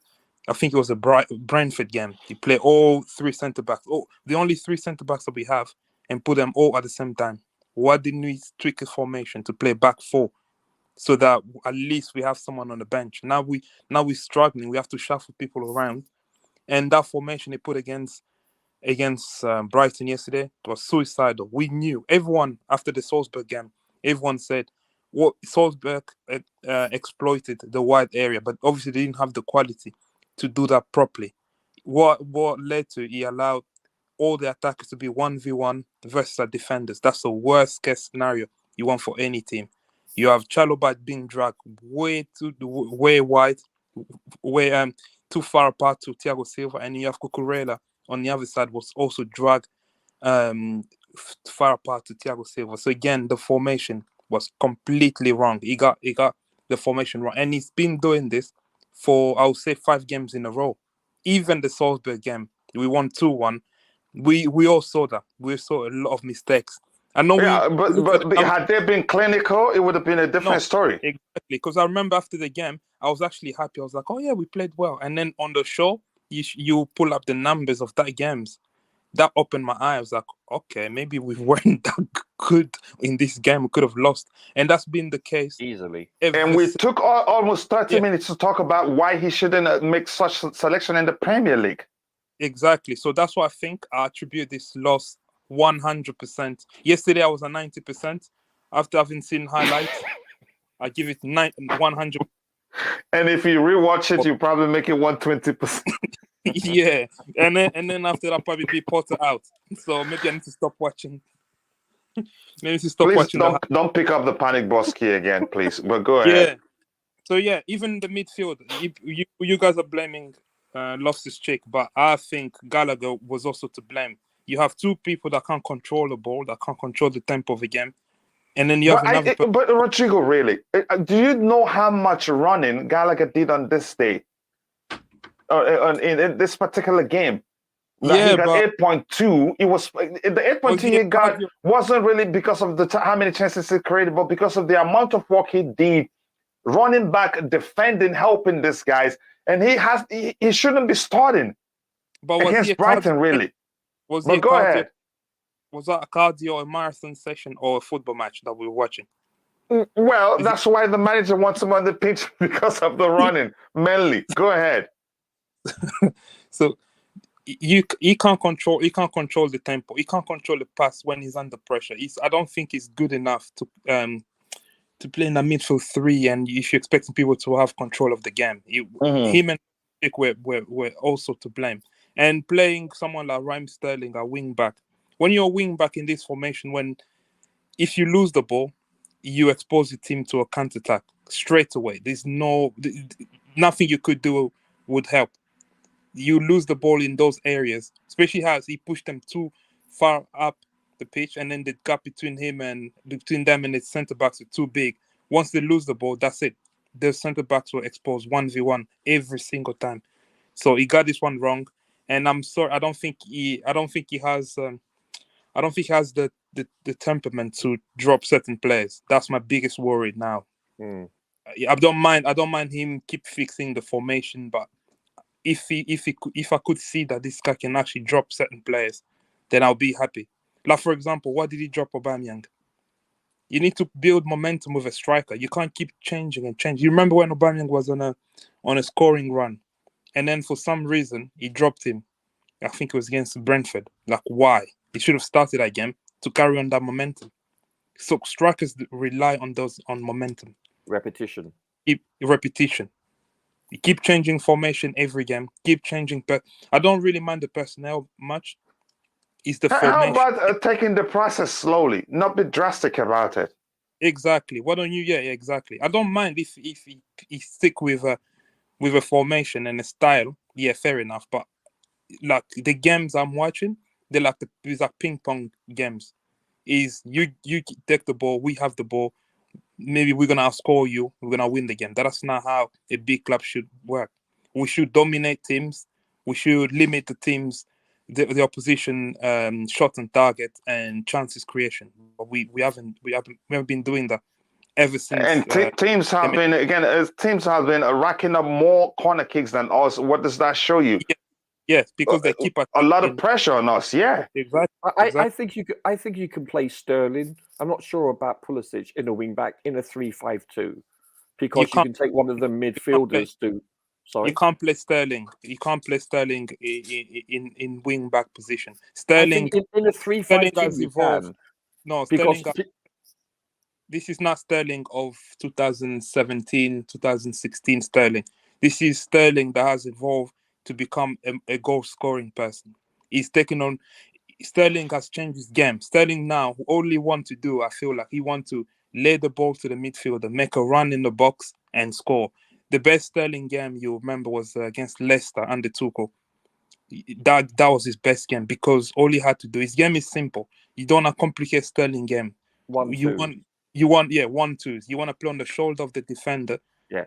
You don't want to give him the ball and expect Sterling to be dribbling. He can do it, but the success rate, obviously, I beg to differ now. Yeah, you expose him because in a wing back role, you leave him 1v1 with defenders every single time. His dribbling is appalling. His success rate will go down because and it has. Yeah, and he has. So you need. And you can argue again. Simplicity is the reason why people weren't able to notice this lack of technical ability at Manchester City because they keep it so simple that even the worst player in the world in that team will look good. No, I could notice it. I've noticed it in Liverpool, in City, and England. No, I'm telling you. It's I know you're saying the truth. But most people, if you don't know him before that time, probably wins again. It won't be too much for you to know. But go ahead. Yeah, and were you still talking, Rodrigo? Sorry. Yeah, let me finish. And the worst thing, finish. I didn't even enjoy Liverpool defeat. That's how bad it was. I didn't. Your palate, huh? Your football palate was. I get it. Actually, yeah. I'm worried about. I think what my only hope now is that Todd Bowley is gonna double down because obviously he made a big mistake getting rid of a world-class manager, so he's gonna have to double down, back Porter in the transfer, even if it means getting rid of players that. Favorite, he needs to do that. That's my only. It's not going to happen. He's not going to get rid of Sterling. No, but really, something needs to give. Sterling isn't going to leave most likely, but something needs to give. And it has to be players. Given how long, the length of Porter's contract, it has to be players. The way I'm seeing it, because he's going to say he needs a set of players to make things work, and they're going to get it for him. But go ahead, Roger. No, maybe not, because you look at was it Alan Pardew? Had a 7-year contract and 5 years. At Newcastle, right? Yeah, exactly. And they let him go. Yeah, length of contracts doesn't mean anything. Okay, so please don't use that. But I really don't think Potter will be that poor that they'd say, to heck with the length of the contract. Well, I don't know. Who could tell? I can't prognosticate anymore because I didn't think Tuchel would be let go, especially this early. I thought he'd last a couple of years at least, but so much for that. I was under the impression that this new ownership would add stability and consistency within the head coaching. So that blew that out of the water. Yeah. And again, just quickly, I'm going to tell people here, I'm going to try to create a non-paid membership system But only I will be the one to select who becomes a member. You don't have to pay to be part of it. It's just a way to reward those who's followed the channel for a long time, so that when you have a comment and you're an OG here, I'd try to reach out to your comments first, because it's becoming too many. So I have to differentiate with those who's been part of the growth. Again, to pay them back by again, you can say highlighting their comments and read it, but I still get to everybody's, but I'll prioritize those. But go ahead, you were saying something before I see how much I can get from the chat. Sorry, I was going to say Would today, Sterling be a member? Sorry, I couldn't refuse. Go ahead, Rodrigo. Don't mind him. He knows what he's doing. Today I'm gonna fight in your corner. Anyone that comes with Cucurella slander, I'm gonna fight. Yeah, a lot of people are slandering him without paying attention that it wasn't really his fault. Too much pressure. But against Salzburg, he did. You saw how many times he saved us, really. But that's why we can hear. Yeah, go ahead. He's a left back. It's not left centre back or anything like that. He's literally a left back. And what you notice what we play in the back for, even against Brighton. I know he put Loftus-Cheek at right back. You saw how Cucurella suddenly played well.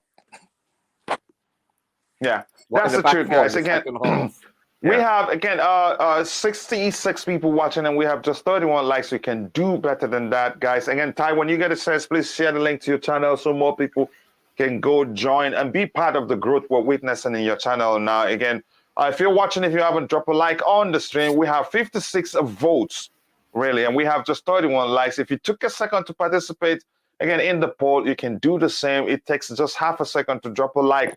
Again, on the video, please do that. That goes a long way for the channel. Thank you so much. Another problem is, it says Leon Lane, another problem is you cannot play Mount and Gallagher in the same team because they are a copy of each other. But to make matters worse, yesterday, he took off the worst that was, again, playing well. The one that was playing well. Here's the thing. In terms of playing two of them together, I think we're seeing it can actually work, but it would be a waste of resources because they can rotate with each other. In the absence of Mount, but it looks like Gallagher seemed like he'd do better in the absence of Mount, and Mount would do better when Gallagher isn't playing. Maybe again, maybe it makes your argument makes sense in the sense they need to play alongside again a player with a complementary attribute, not the same attribute. I think it's too early to tell, Coach. I think it's way too early. I think already I've followed them long enough to know. Even before he came back, you could tell. Again, to me, that's how I see it. But we'll see if maybe your argument, again, it makes more sense than mine in the future. But we'll follow them. But here's the thing. They played together against Wolves, and they did quite well. But again, there's so many... 4-2-3-1, though. Yeah, my delicious formation. Smitten by it. You certainly are. Go to the Wolves game again. Go back to the Wolves game. The score asking another big issue. You know, remember in the first half? Remember how Wolves were opening us up on transition? But yeah, that's the truth.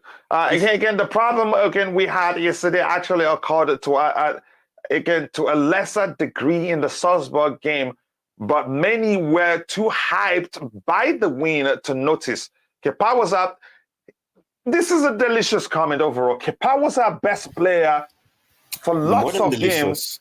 More than delicious. Yeah, exactly. More than delicious comment. Again, I don't know how else to phrase it, but Supreme Court, thank you for highlighting that. But unfortunately for us Chelsea fans, we usually don't pay attention as long as we win the game. That's it. Even if the opposition had 3 million chances and we had just one and scored from it and we win, that's all they care about. They don't look deeper, but I'm glad we did here and said, this is risky, really. We shouldn't do this again. And it just looked like we should have just shut up so he didn't do it. But because we said he shouldn't do it again, he went ahead and did it. And the atmosphere was realized on that day. Again, that's just the truth here, really. Anything else to address here? I'm going to go now. If you have any questions, shoot it there. We'll try to address it this time. Again, we want... good luck. He's not coming back. I get it. Again, Chris Ashley Porter, not up to it. Some people think otherwise, and I know someone who thinks... but I'm not going to say that. Chris Ashley, welcome to the channel. I think that's the first time I'm seeing you here. And if this is your first time here, please take a second, drop a like on the video and subscribe to the channel if you haven't. And I'm seeing, again, OGs such as, again, Kimso. Kimso, sorry if I can't highlight your comment right now, but I hope you're doing well. Nice seeing you. Coming back to the panel, really, let's talk about this. Before we go into looking at the numbers, not this one, because he got a good rating there, but even on that day, you could see that he was poor. What in the freaking world? Who are you talking about? Your cousin, Raheem Sterling. Oh, yes, my brother from another mother. Mm-hmm. Why in the freaking world he's in a bad form? I'm not saying overall he's a bad player. I know Roger has his arguments. But why in the freaking world is he still starting? Is Graham Potter trying to do what's his name? The England national team coach, what's his name? Southgate. Is he trying to do him a favor by playing him into form? Even you could say to the detriment of the team. Honestly, give Hakim Ziyech 2 games in a row. He'd do better than Sterling for us. At least he can shoot from outside 18 and again orchestrate some defense splitting passes. Really, that's why he's scared of him. Can you go ahead? I'm listening to you. Tell me why he gets to start. How many games he's started, even when he's again consistently. He's had a lot of stinkers. Go ahead. Because Sterling is a big name, especially in England. He's done, especially after that Euro run. He has a reputation in England, so the manager is actually scared of him. I don't think the manager feels like he has enough credential to go tell Sterling to sit on a bench. Do you think he's overhyped? No, yeah, Sterling's overhyped, yes, but the manager is scared of him. I'm talking about he is the manager that should decide. I get it. Yeah, I think the manager doesn't. I don't think he's a profile of a manager to tell Sterling to sit on a bench. I think Sterling's probably, because you need a strong character and a strong manager that can go to these type of players. Do you think this is conscious or subconscious? I think it's subconscious. I think it can probably because here's the most dangerous type of bias is the subconscious one, because you wouldn't even know. But go ahead, Rodrigo. Yeah, they're both English, and then obviously he knows what Sterling. Maybe has an England fan himself, Graham. He knows what Sterling does for the country. Oh, you think he's an England fan? No, Graham. Yeah, of course. You think wearing blinkers? You think he's wearing blinkers then? Go ahead, Rodrigo. Just go ahead. Really, the bias he has, I think that Sterling is too big of a character for him to deal with. That's why I feel. Yeah, he can easily drop Aubameyang, but he can't do Sterling because of the Sterling's big reputation in England. But he has to drop him. He has to drop him now. Don't say drop him against bloody Zagreb. The game doesn't matter because that's probably replaced. But do you know what about the Zagreb game?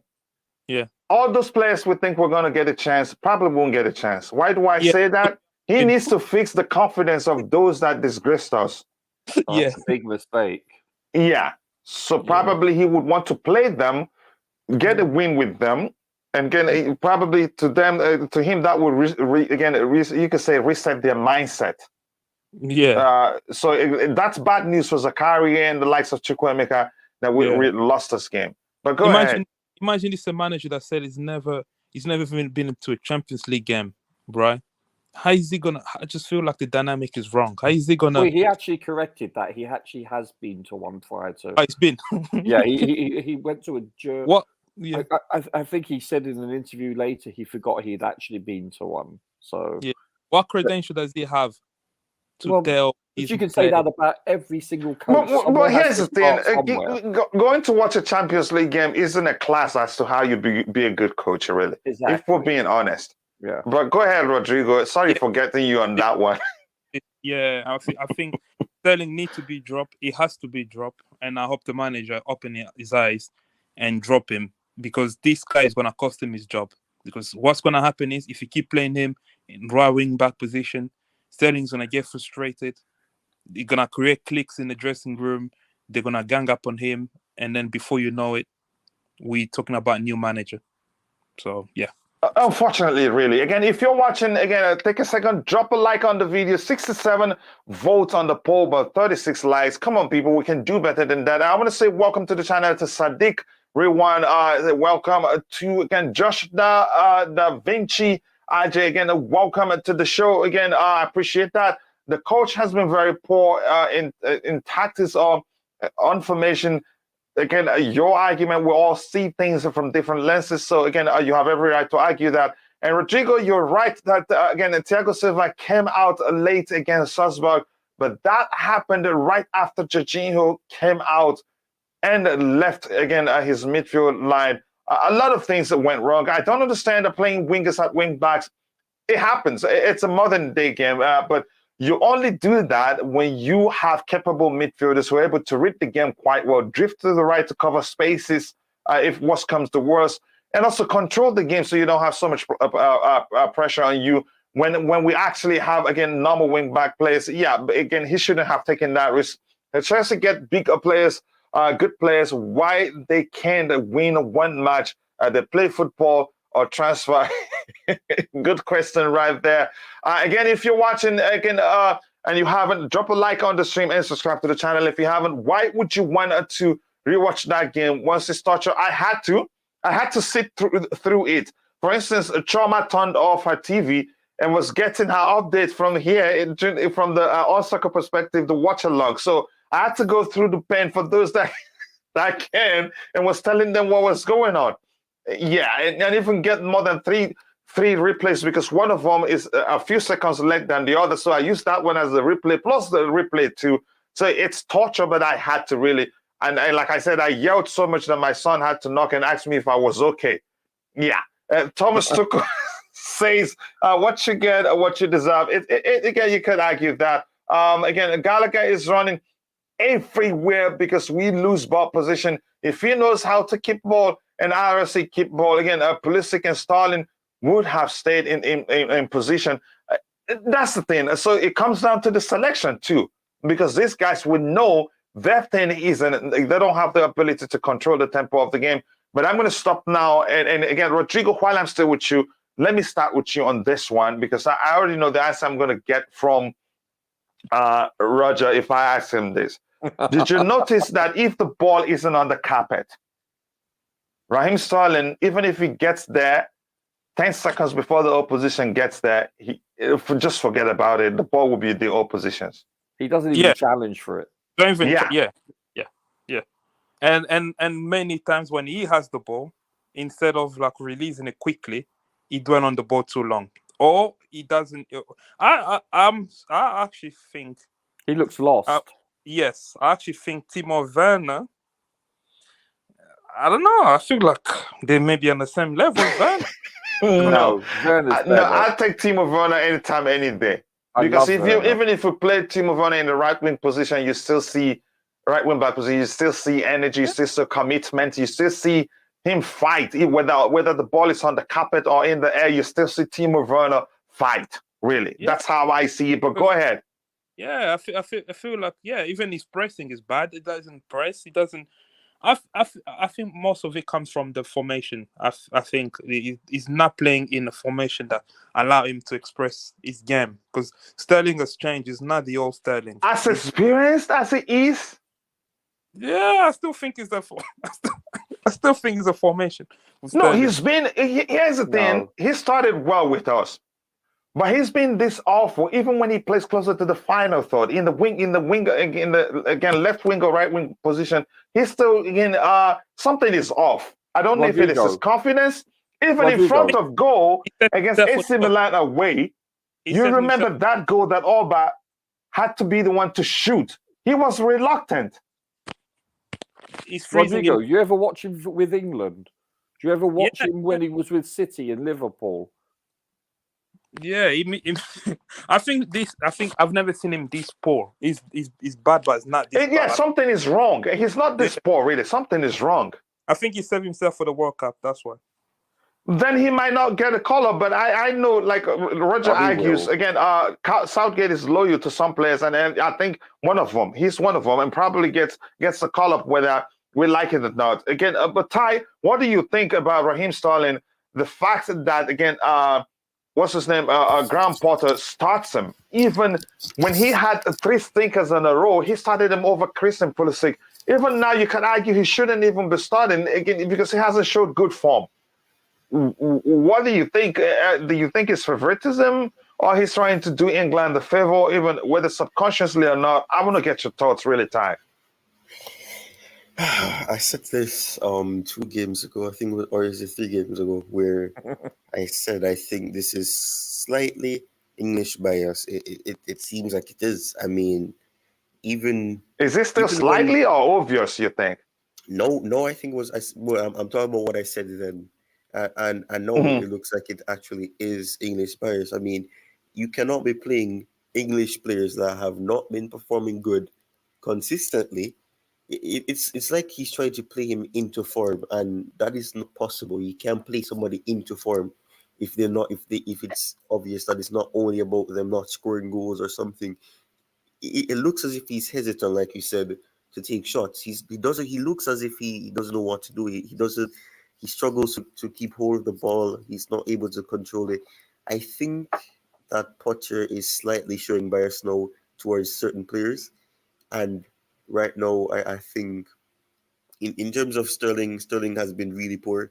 And when a player is performing very poor and you have another player who has shown that when they play on the same side that Sterling is playing and they do good, you have to give that player an opportunity. And I think somebody mentioned this as well. Potter, or I don't even know if it was Potter, but Pulisic was moved to the left for a little while, and he looks quite better. And after that, he was moved back to the right. And I've always made mention of this. If you're gonna play Pulisic, it has to be on the left because that's he's better on the left than on the right. Even Where he cuts back in. If he yeah, gets a chance, he can make good use of his right foot. Go ahead, Ty. yeah. So especially in that regard, and even if people want to use the Project Restart or the lockdown Pulisic, whatever one they want to use, his best games was on the left. So even in that Yeah. case, it supports the fact that if you want to get the best out of Pulisic, you have to play him on that side that Sterling is playing, which is why from the very beginning, when we were linked with Sterling, it was always about Sterling versus Pulisic for start because they are best on the left. And it makes sense you play a player that is in form or somebody that is performing better than the player that you're continuously playing rather than playing that player because Sterling looks as if he is more than out of form. He looks like he's lost confidence. He looks like his mind is not there at the moment and he needs a little break. And I mean, I said this for when Werner was having these issues. Give him a mini sabbatical. He does not look like he's in the right headspace. His performances are not wonderful. And when it comes on to that, you cannot be playing a player that is not performing good when you have other players that deserve an opportunity that are not getting the opportunities to play because of the fact that you're playing certain players because of their nationality. I've tried not to say that it's English bias, but no, considering the fact that he's been playing certain players that have an English ID, it's it becomes too clear that he's trying to support the English team in terms of trying to get as best as possible the amount of players that are from Chelsea performing there for the World Cup as well. So I've tried to fight the urge to say that it's English bias, but right now it looks like too much of a coincidence for it to not be English bias because most of the players that are playing are not doing good and they're English. And I mean, Loftus-Cheek, No, he has this little, shortcomings, but I mean, at the end of the day, is he really gonna even get into the English squad? That is a different conversation, but I'm not sure. I think in terms of studying, it's very sad for me at least because for personal reasons, I was hoping, I would be seeing something better from Sterling. But I mean, I'm not gonna be biased or I'm not gonna try to find excuses. Sterling has not been good, and when a player is not doing good, you have to bench them if it's over a couple of games. And right now, it's long overdue for him to be benched. So I think he needs to be benched. Yeah, he needs to be. It will do him again. But it's a bit again. If we're being honest, he doesn't deserve to be in the England again World Cup team. Honestly, but the manager No trusts him way, and yeah. loyal to him. Probably. We need a new midfielder, says Kimso. And Kimso, nice to see you again today. I couldn't agree more with you. So I'm going to stop again. I'm going to go to Roger. Your thoughts on Raheem Sterling? What do you think is wrong with him, and why do you think Potter keeps playing him? Even you could say to the detriment of the team's result to Chelsea the result we get from games, and he stays too long. It's not like when he starts again games and the manager again he's underperforming, the manager takes him up. He stays on the pitch. Again, the least again I've seen is 60 how long? That's against Brighton. Sometimes he stays until the 70th to 75th minute. But in this case, let me see. In this one, he stayed until the 88th minute, and it wasn't his best performance either. And against, let me see this one here. Again, we've looked at his numbers. He stayed until what time? Yeah, that's the least. 63rd minute. Others has been to 70th to 75th minute. Even on his worst days, really. What's going on? I know again he's better than this overall, but really, why does Potter keep playing him? Next question, please. I can't explain it, man. He's horrible, and I've said this from day one. You know, he makes great intelligent runs. Don't get me wrong, but his propensity to lose the ball, his first touch, is horrible. It's I don't know. When I watch him for England, I cringe. You know, it's he listen. He played for a great team, and I use that term accurately. Great team in City. So his numbers were inflated. He's not a technical player. He's not good in the air. The argument before we signed him was that he's better than what we have. And I disagreed. Remember, I liked Werner, and I took so much you know what for it. I like Werner. You know, he's true. He has his weak points, but boy, they pale in comparison to Sterling. I don't agree with the fact. Like I believe, let's say Sterling had a French passport or a German, whatever, a non-English or British passport. I still think he'd be treated the same. I really do. Look, Pep is Spanish. He played him constantly. Why? English bias? No. Come on. You can't say that. I don't get it why he played. I understand he has great speed. So you don't think there's any measure of bias in him starting even when he's one of the worst players that, again, for 3 games in a row? No. He started Aubameyang several times and he's done nothing. So does he have bias towards the Gabonese? No. I don't buy that. You know, and now I will concede it could be subconscious. I don't think it's overtly conscious. Maybe because of the fact he is English.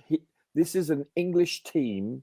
Let's say he was coaching Sterling in the Spanish league, it would be different. But because it's in England, and I think that Rodrigo would agree with me, the British press, they revere Sterling. So maybe it's that pressure that maybe he doesn't have that personality to drop him. Perhaps, especially when you consider round the corner there is a World Cup, the first in its type to be mid-season. Perhaps that is a factor, but I'd be shocked because he's doing it at the detriment of the team. Sterling is playing worse than I ever anticipated he would. And I thought prior to him coming here, he was shocking. I'm being honest with you. Look, I'm English. I follow the Three Lions incessantly. I'm a huge England fan. And I'm not denigrating him. You know, he has very good accuracy. Listen, I couldn't even fathom the pressure of being also a person of colour playing in an England shirt. The pressure is because of this self-grandiorizing thing. The game is coming back. That's balderdash. You know, so I get it. There's even more pressure. The shirt is very heavy, as they say, for an English player, because supposedly it originates from England. So I get it, but I honestly don't believe that it's conscious. I honestly think he would have done this had he been French. I really do. I just don't get it. I don't rate Sterling, and I mean that nicely. He's a wonderful person. He's a mature adult. He's a parent. He's probably a very mature and settling figure in the locker room. And I've said this before to other players. Those attributes are important for a squad. Off the field is equally as important on the field. So he probably brings aspects to the team that we're not privy to. But I know he's very mature and grounded for his age. Does a lot of charity work. He's a good person. However, he's not technical. I'm being honest with you. I would love to say, oh my gosh, he's a Messi. He's not. He's just not. He's not even close to it. That's probably the only time you will ever hear me mention Messi in the same sentence as Sterling. He's just, I don't rate him. I didn't want him to come to us. But Roger, I want him to succeed. I want him to succeed. I want him to get 20, 30 goals for us and to be a Ballon d'Or nominee. But you don't think he will? No, of course not.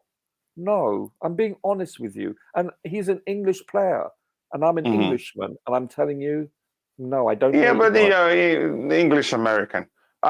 Just says Cuckoo has also not fully recovered from. Please stop typing words I can't pronounce. Which one? Yeah, tonsillitis. Tonsillitis.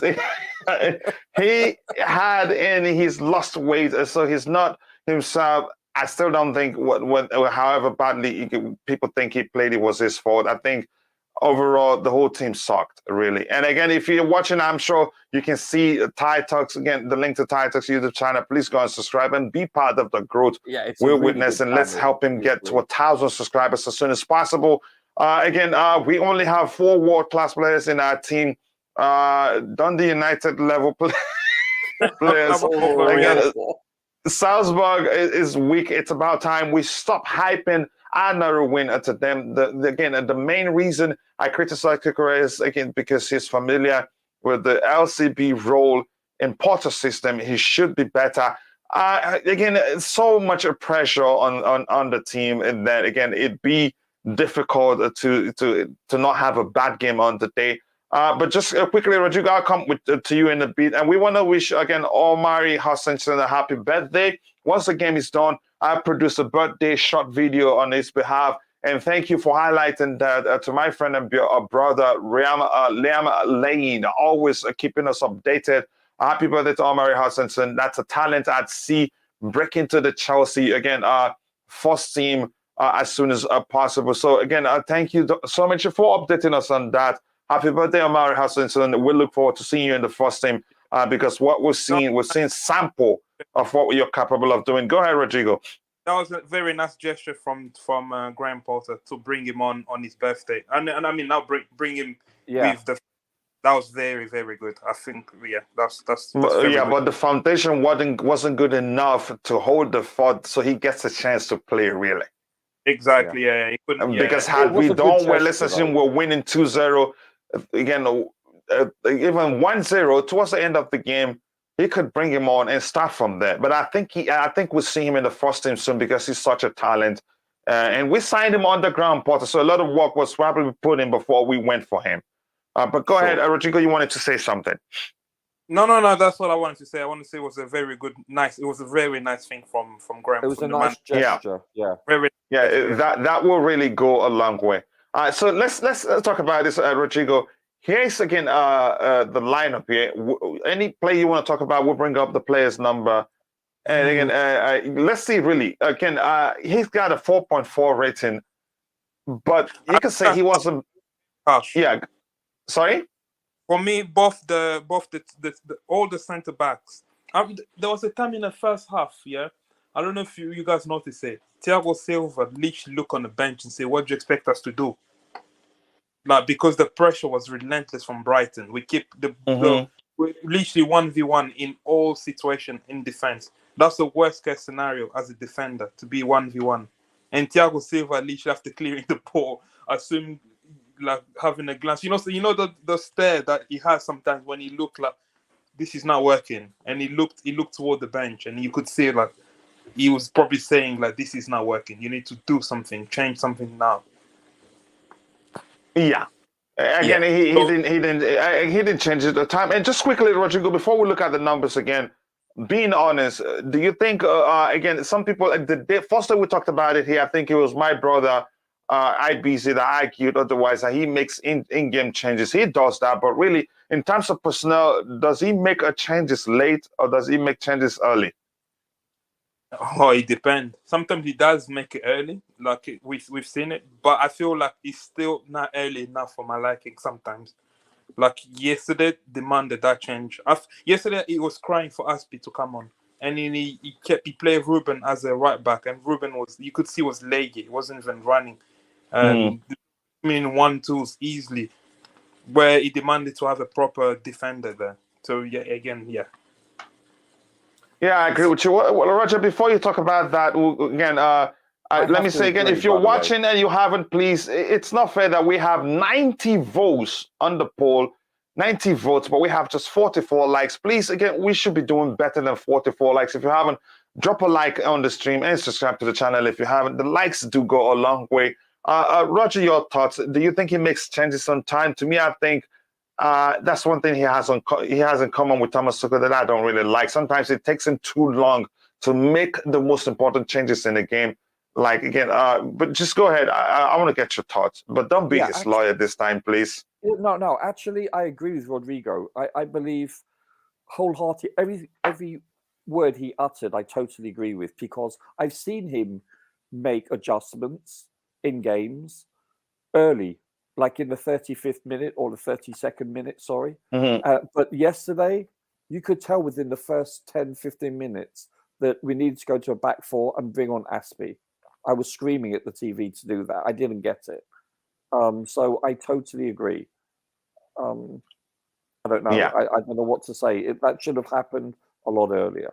It really should have. And I want to know, given this comment on the screen while I'm still with you, Just Viola says, Kepa is injured now. I don't think it's anything serious, but after all, Mendy was going to start against Zagreb. And I feel Mendy is still not confident. We saw the sign there. And Roger, I want to ask you, what happened to you when Mendy... I don't mean to, I'm sorry. When Mendy got the ball and passed it to the Brighton player, I nearly passed out on the watch along show. I was like, what the heck is going on here? It was I ugly. don't mean to laugh. You'd think he would have learned something, really. Just boot it forward, be safe, play it safe for a while, and then settle in gradually. What came to your mind when that happened, really? I thought we were going to concede then and there. Oh, and I'm glad he didn't because it would have deflated him. But as the game wore on, if you noticed, his confidence, I'm talking about with his feet, it was improving. You could see his passing, his decision-making did improve. He came on, and that this era you're referring to was early on, I believe, in his arrival. So, but as the game progressed, he was getting better. And I think it will. Listen, when he first played, his first 2 games for Chelsea, Mendy I'm talking about, were horrible with his feet. He looked like, we are in trouble. He cannot play out. Then he really improved. And then there was a patch just before being But I hated him passing across the face of the goal. Yeah. But then there was a phase, the last 2 or 3 games, that you could tell he regressed, and it reminded me of his first 2 games he ever played for Chelsea. Listen, we are blessed to have 2 great shot stoppers. However, one is better, more technical with his feet. The other is not. As simple as that. You have to accept that.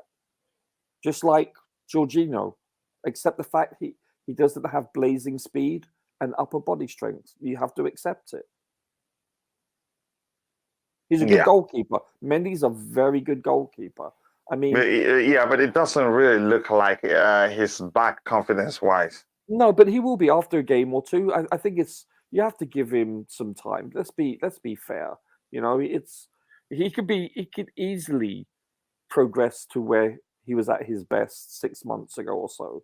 Easily. I have no problem with that. Let's put it this way.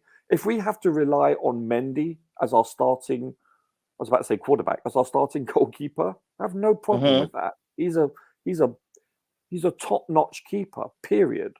I think he's in the top 5 or 6 in the Premier League.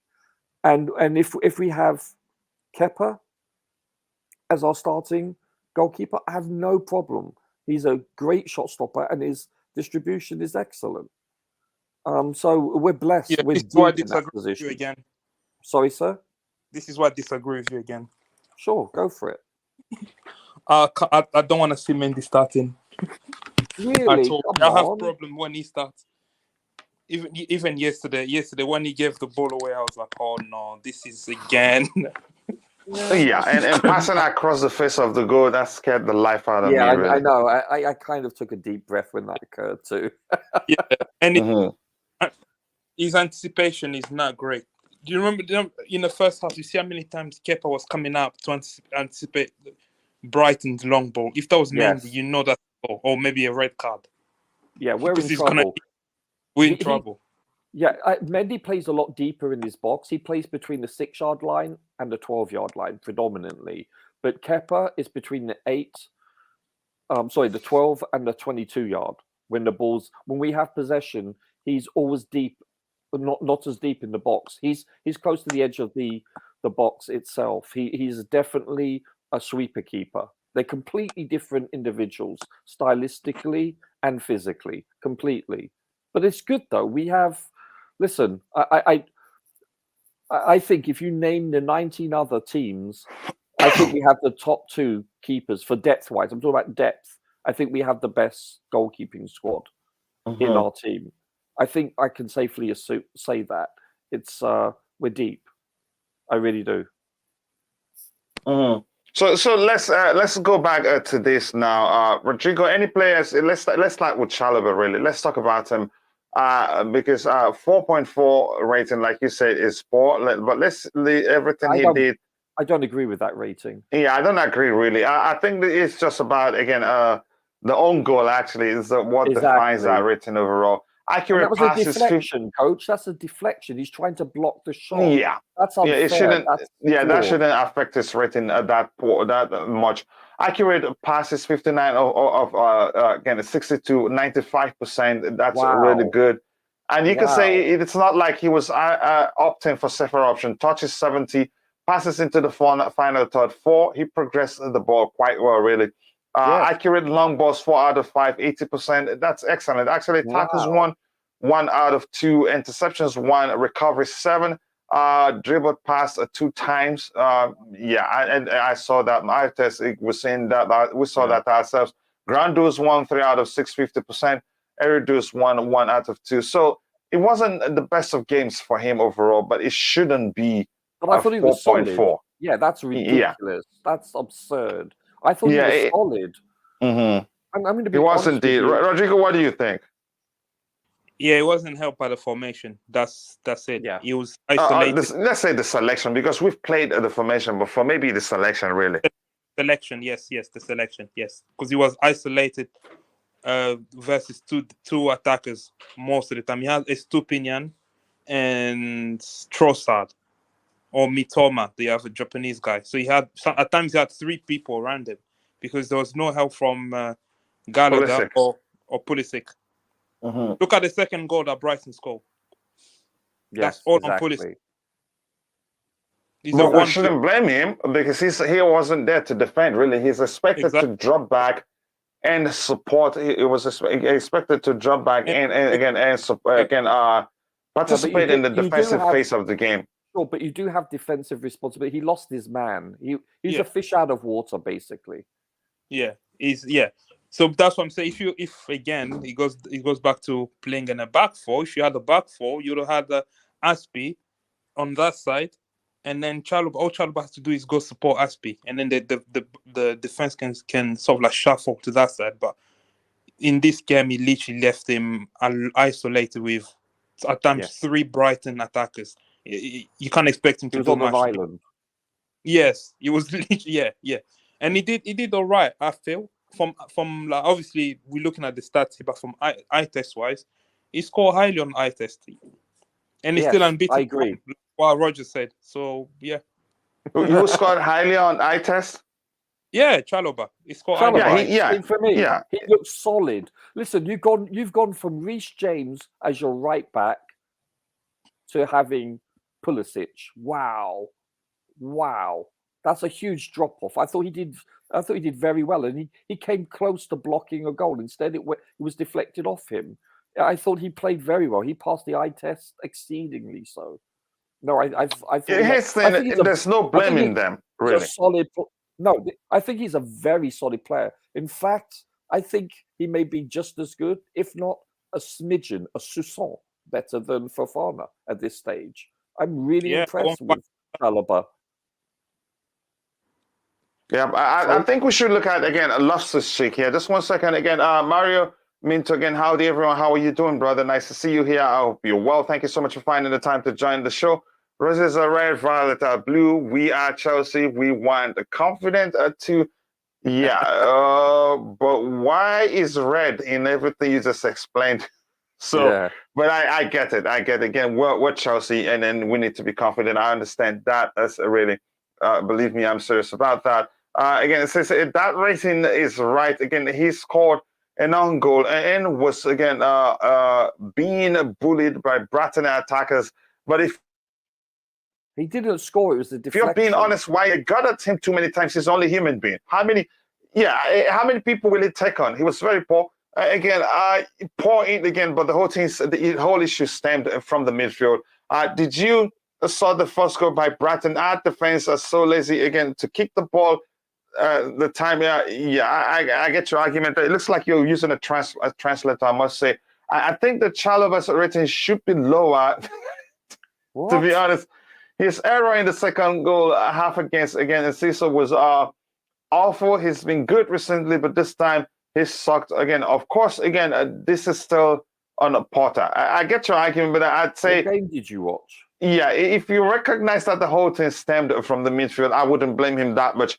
Let's look at Loftus-Cheek. You can say, as much as I think he's a good player, I think his lack of him and Kovacic, their lack of ability.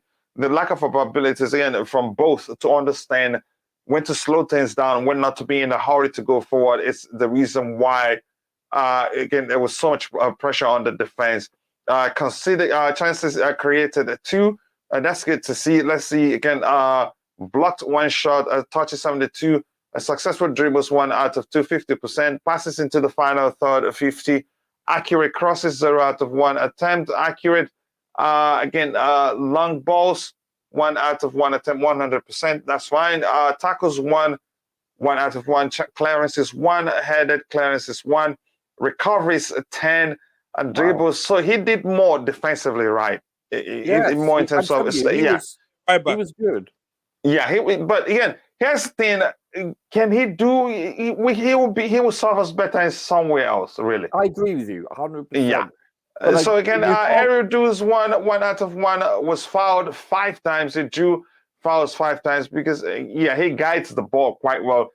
But I think it'd be more productive where Christian Pulisic again started. And you can see when that happened, when he went to the flanks, didn't he do better? I forgot. I don't know what adjustment was made. I think it was Mason Mount dropping deep here, while Loftus-Cheek went to the flank. So he played, I think, like in 3 different positions yesterday. So why start him here?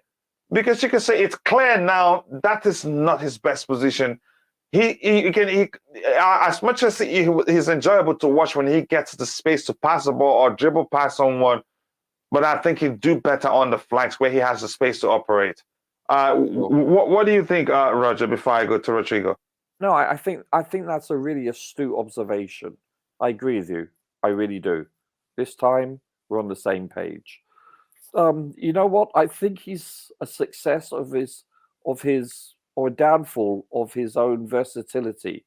You know, that's a detriment to him being that versatile. Mm-hmm. You know, I think his attributes are quite positive. His physicality, his aerial duels. You know, he's technical. You know, I like him. I seldom see him have a poor game. He's good. He's a solid player. But he had a poor game yesterday. Even though I say it wasn't down to him, we played without balance, really. Yes, we did. It was awful. Yes, but that you can't blame that on him.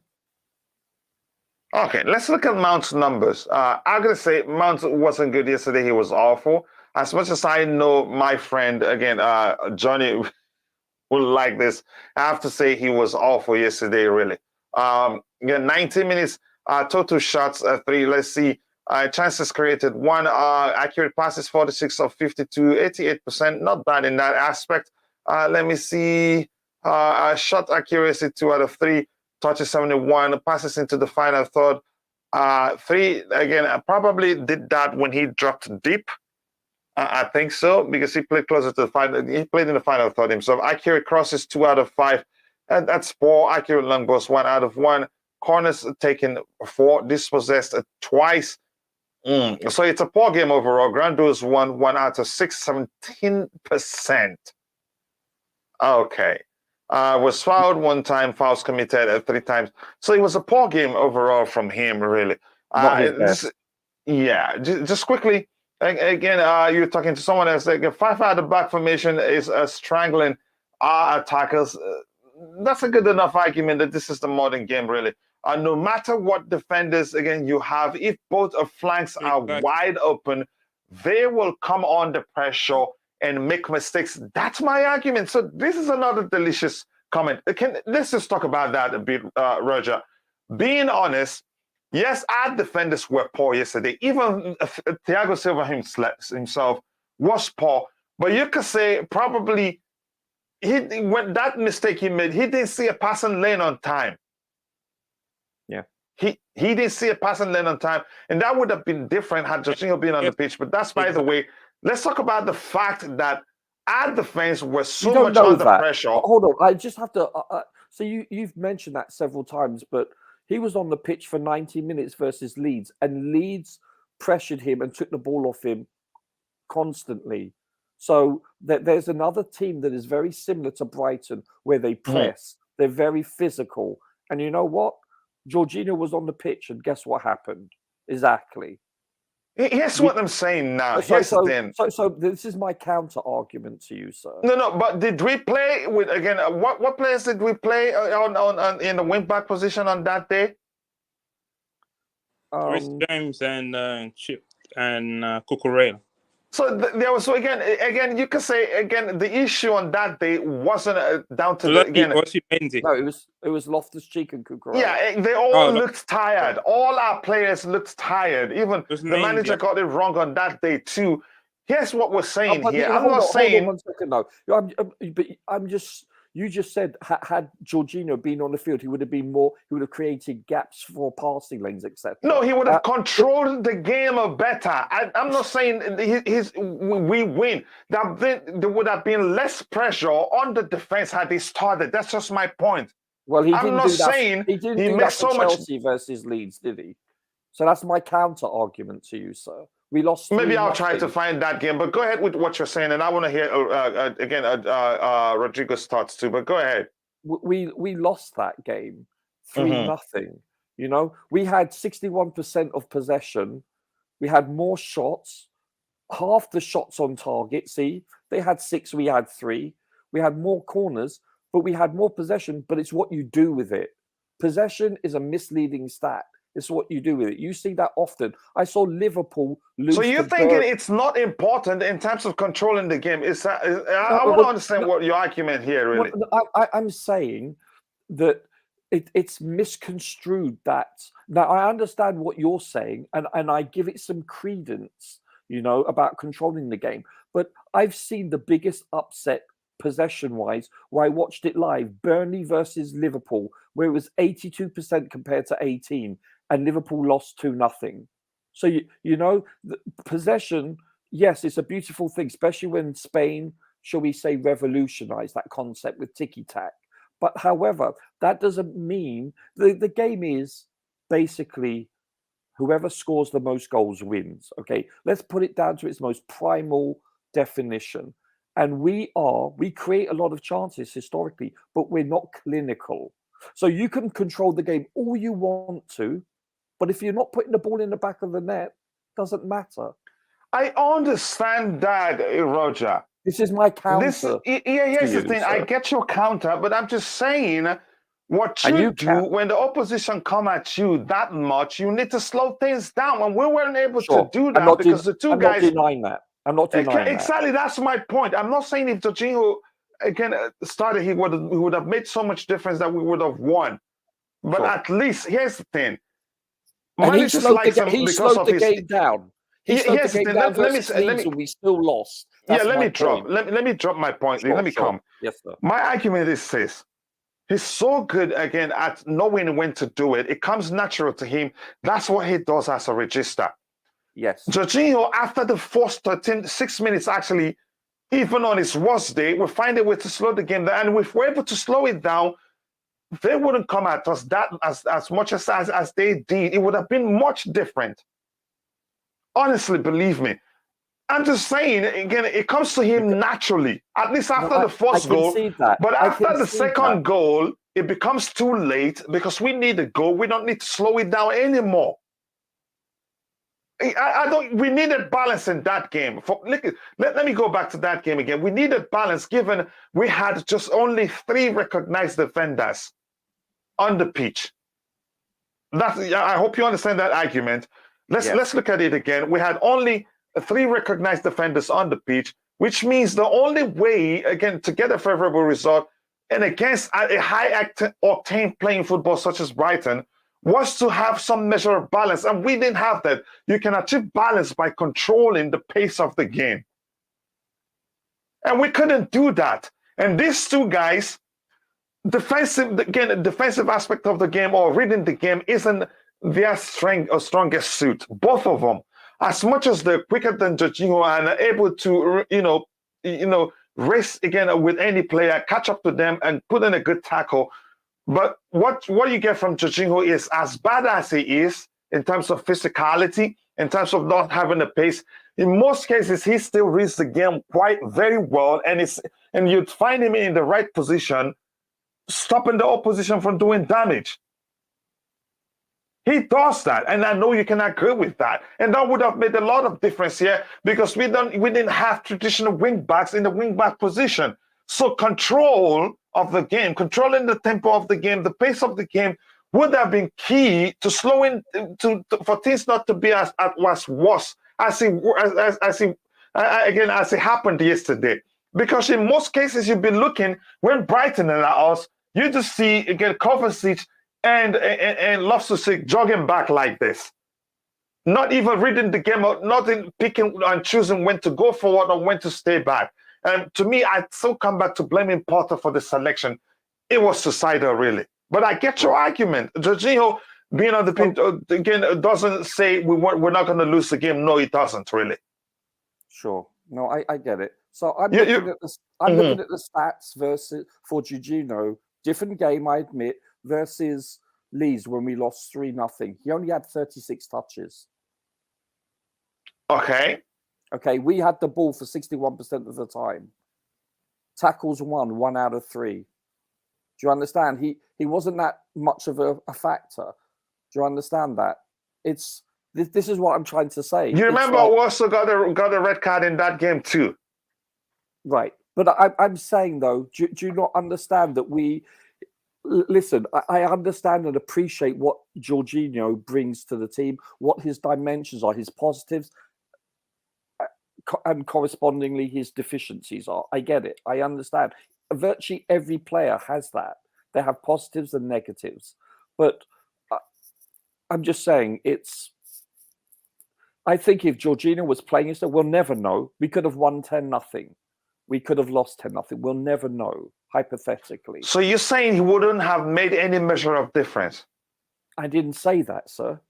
That's my point. My point is he would make some measure of difference, but there's no telling how much of a difference. But you argue to achieve balance. But do you really agree to achieve balance in that game, given the selection, given that we had just 3 recognized defenders, that it's important we're able to control the game, which we couldn't? Do you agree it was important to control the game at least? Yeah, yes, to a certain extent. But as I've stated before, controlling the game doesn't always mean that, how shall I put it, that you win. That's No, what I'm it trying to doesn't say. really. But No, it doesn't, it's it doesn't a equate. It yeah. doesn't equate. And by the way, did we lose a player? Were we down to 10 men versus Leeds? I don't see that. What game did Koulibaly get a red card from? Leeds. Was it Leeds? It was Leeds. Okay. Sorry. So, but let me get Rodrigo your thoughts again. Be honest here.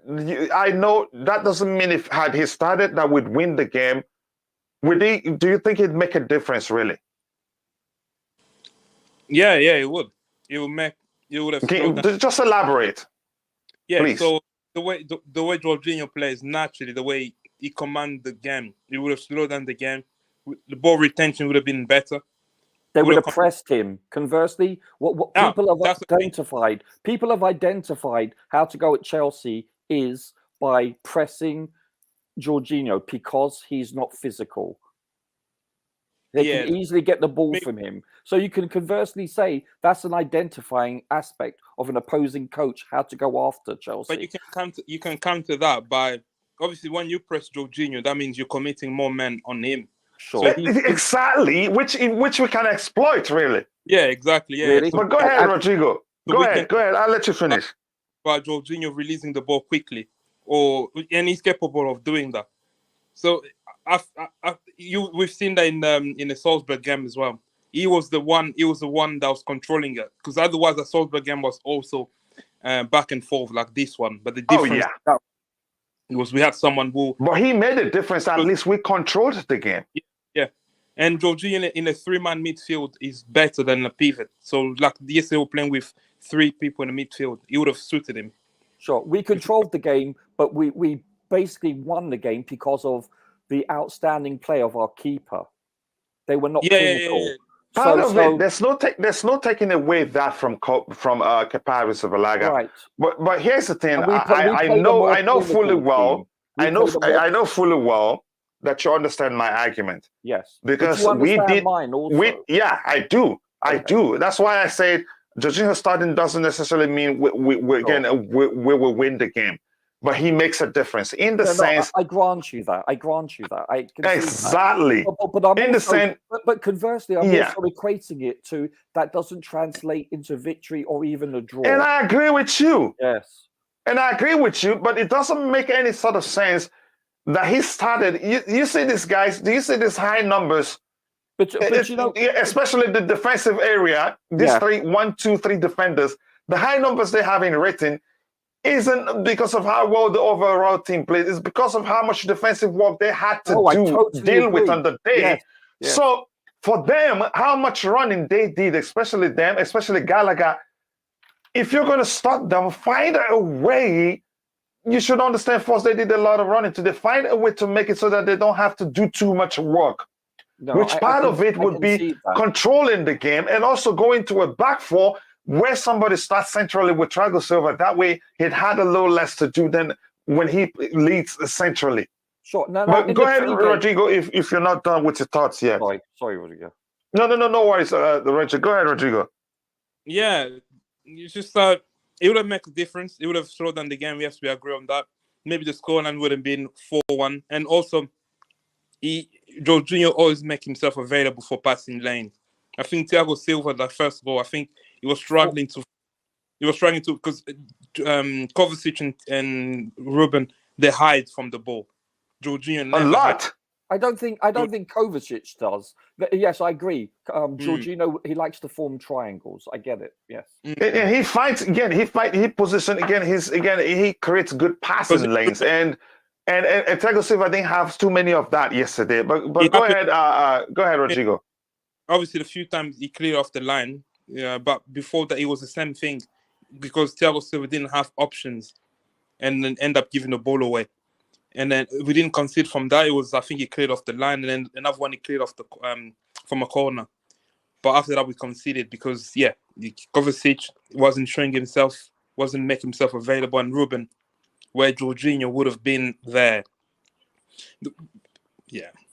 Yeah, thank you very much again. If you're watching, take a second to like the video. Just 2 likes off of 50 likes. Let's get it there to at least 50 likes. Let's not go round and round the players. We are poor. No drive. Again, 3 at the back, 4 at the back makes no sense. But again, the whole thing starts with you can say the selection was an issue. Even if we have bad players, again, there's a way, an approach that could help us again make the most of what we have. But the manager really didn't do that. As much as I'm so for the process, as much as I know he can do better, hopefully he learns from this one. Coach, if we want to control the game, buy a controller. Okay, I get it. I'll look for one as soon as possible. Good counter arguments. Jorginho gets way too much, protection on here. Supreme Court just took a shot at me. He's on your side, Roger. The check's in the mail. Okay, I agree. Talisman, I'd ask you for your ID if you don't mention Talisman. That name should I pronounce Trossard and Zaha are all free next summer. Maybe we should start looking at them. We're not what we think we are. That's the truth. From back in the days, this was a reality check. We would need more time, and there will be more games like this. But at least we shouldn't be reckless with the selection or the structure when we know we don't have what it takes to implement a certain approach. We shouldn't go for it. We shouldn't be doing that. And I'm glad Roger was part of the conversation where we're saying it will be suicidal for him to do to make such a selection in the Premier League. And it looks like he just did the opposite. What we were saying he didn't do, unfortunately. Trossard scores so many goals in every game. He's that good, really. Akim, so how do you know which fan? Again, how do we know? I'm not sure what you guys are talking about there. If J5 was in, we might have lost. Yeah, that's the truth. There's no telling if his stats would win. His played games, we complain he should have. We complain he should have played. He shouldn't have played. It was just a really bad day in office. It was indeed, but we must not look beyond the manager's selection, really. We must not. I think the whole thing starts there, no matter how you see it. Again, Jorginho keeps possession, even if it passes sideways. Again, the position is a form of defense. And that's a delicious comment, really. And that's what Thomas Tuchel did mainly. Thomas Tuchel's passes. Thomas Tuchel's way of being defensive is keeping the ball at all costs and then pick and choose when to go forward. The team did it as a unit then, not just Jorginho alone. We would have probably drawn yesterday's game if he had started. That's a solid argument, really. But there's no telling. Or just play a different way, a more cautious way. Tuchel was in Chelsea. We won at least one Champions League. Again, how about West Ham? Jorginho came on for Loftus-Cheek, but completely failed to slow the game down. No, I think he made a difference really that day. But I get what you're saying. He made a difference that day. Maybe him coming on wasn't really to slow the game down. Him coming on maybe with a different instruction, maybe just to help. Again, I'm not sure what he did that day, but again, he made a difference, really.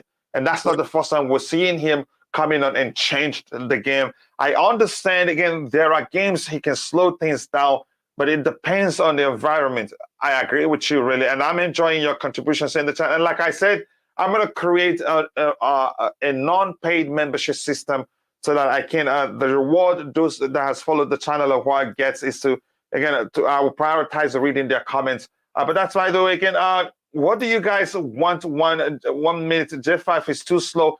I am never the one to say he's too slow. Most I've argued is actually, as long as this squad is concerned, we really can't do otherwise. That's the same. It's as simple as that. J5 is too slow. Again, the next time he would have made a difference. I've always known his importance to the team. Even on his squads, I still like you. I understand what he brings to the team. In this game, again, the players were not as hungry as the other team. When you think that we're tired, and why did we have to get a field nearly the same team that played against Salzburg, that did a lot of running, probably because the manager didn't pay attention to the numbers. And Joel, if I in one day again, thanks so much for finding the time to join the show. We need a tactical manager, not not experiment. Chelsea is a cup-winning club. Chelsea is bigger than Potter. Again, if that's how you say it, I think he still do a good job. Maybe it needs time, but I hope we don't see such mistake again. Had he paid attention really to the Salzburg game, he'd know it'd be suicidal to select such an 11. The only reason J5 gets pressured is because the players around him don't work hard enough to control the game. He's the only one that's capable of doing that, really. And again, you could say on the ground, Potter, he's been near immaculate, really. He's been near perfect. He's done quite well, if we're saying the truth. We got absolutely smashed, no doubt. They deserve the 3 points. A dominated, embarrassing performance from the team. Our midfield is terrible without Kante. That's another man we're missing too. That's another man we're missing in terms of breaking up opposition play. That's another man we're missing. And I get the argument that babysitting Jorginho, that's a solid argument, really. But the truth remains, we need to get two complementary, players with complementary skills. One able to control the game, one able to read the game and break up plays. And Jorginho is capable of doing that, but sometimes it does. Because of lack of pace, he usually don't get to the right place to help stop it. Again, I get you. So that makes sense. No hunger, even when we are, 2 goals. Do you watch Liverpool yesterday? They fight until the end. Manager is the problem. Well, you can say in terms of fighting, you'd say it's the players. Brighton would have destroyed Jorginho. Again, it would have been, I don't think it'd be worse had he played, really. I don't think so, really. Again, but I get your argument, really. But I don't think it was had he played. I would say his selection was bad. Thank you. Finally, I think this is the first time Limitless is agreeing with me. Selection was bad, but the players were poor too yesterday. Yes. And Roger, did you really answer the question when I asked you if you're going to do it by percentage, what percentage of the blame goes to Graham Potter? Yeah, I said I did answer that. I said it's anywhere between 50 and 75, because you have to understand when the whistle blows, the coach isn't on the field. He's not saving a goal. He's not scoring. He's not controlling the midfield. Players play, coaches coach. That's the old adage. You're really here to fight for Potter. No. Whether it's be Tuchel or whomever, it's irrelevant. I'm just saying. Now, the one thing that, as I said, that I have criticised him for is our team was flat. Their team was not. They were pumped. And that's down to the manager. It's the manager's responsibility, according to virtually every ex-former professional player. They say that's the manager's responsibility. So you could argue that why didn't he have his team ready psychologically, not physically, but psychologically speaking? This is one thing we haven't addressed, and that needs to be addressed. We should go out and play like it's the last game in your life that you have to play, that your life is on the line. We don't do that. Call that naivety, call that arrogance, however you want to term it. That's the manager's fault. So that's something you definitely can. Just quickly here again, Chelsea will win again. Drop the Stalin and start Alba, drop Mount. Okay, and start Zakaria. We'll see. Good luck to Zakaria starting, especially after this result. Players were poor.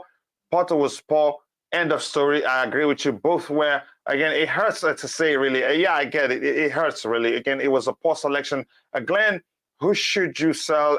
Nehemiah start calling for players to be sold. Wow. We played Kante and Jorginho a lot. Kante is one of the best vacuums in world football, and we were still crap. Yeah, that's just the truth. What is Zakaria doing at Chelsea? I don't know. I'll reach out to him and find out for you. Zakaria should get a chance. Reach out to Graham Potter and let him know. The selection was bad, but in terms of the system we played, Potter was at fault for that reason. And that had a lot on every play. Again, first of all, the approach, was poor. And I don't think there's anything the player could have done about it, especially the selection. And look at how poor our defense where and Kepa got the poor rating, but I wouldn't blame Kepa for those goals. No, not at all. Rodrigo, any other player you want to talk about here? And before we do that, I'm going to share this link about a new format of video. Again, that I did. It's about a minute and 10 seconds long. I say, please check out. Again, please check out again this particular video that I'm going to share the link to. Please be sure to drop a like on the video and leave a comment. Please let me know what you think about that format. I'd really appreciate it if you can go check it out. It's a minute, again, about a minute and 10 seconds. Let me know what you think if you like that type of content so that I can make more of it. Please go check it out. I've shared the link there. And quickly, 50 likes. We can do better than that. Again, just if you haven't, take a second to drop a like on the stream and subscribe to the channel if you haven't. So, Rodrigo, any other player you want us to look at the number you want to talk about? Because we should be rounding off soon. I want Silva. Okay. Okay, Rodrigo is busy, so let's look at Silva. Let's look at his numbers. I think, Paul, again, a bad day at the office for him. 90 minutes played. That's a game you could argue he should have been rested, but we don't have any other option there. Yeah, accurate passes, 56 out of 62, 90% in total.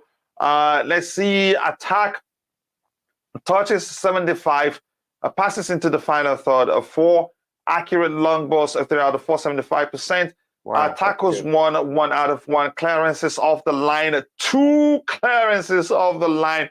So it would have been 6-1. Shocking. Yeah. Again, even though he made a mistake, and that's still, again, he's a human being after all. And plus, we're overplaying him right now, given the circumstances that we found ourselves in. Again, blocks, 5 blocks, clearances, 3.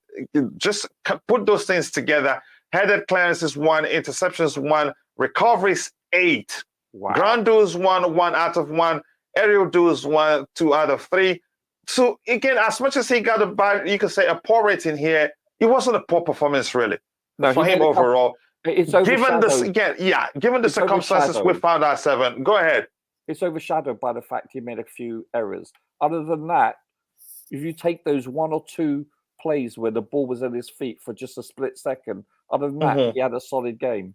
Him and Chalobah for the most part, to be honest with you. But he did make, and he's tired mind. Tired legs, tired mind. Simple as that. He needs to rest. Let's put it this way. If Koulibaly was healthy to play yesterday, would you think Silva plays? Of course not. I don't think he'd play. Exactly.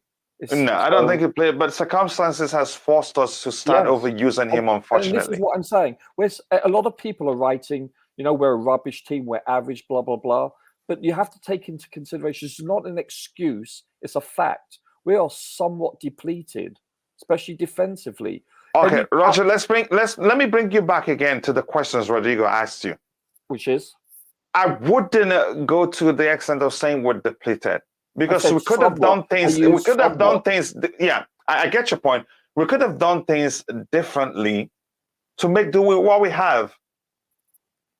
Well, Ben Chilwell didn't play against Salzburg. If he came on, it was later. Right, I agree. And same with Aspie. Exactly. So we could have gone with traditional wing backs and then be more solid defensively.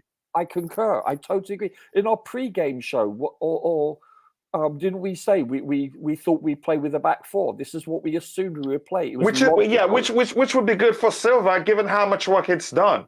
And it was logical. In fact, we had him rested. We had, I believe, Koulibaly playing next to Chalobah, if I'm not mistaken. So I get it. I understand logically. But listen, I've said this from day one. Anytime Chelsea is missing Kante since his arrival, he's been masking the fact that we have deficiencies. It's simple as that. His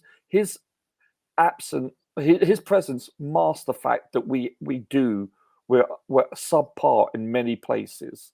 We're a different team completely. So him alone adds to that. If we have a Kante, a full healthy squad, injuries is part of the game. I concede that. But how many players were Brighton missing?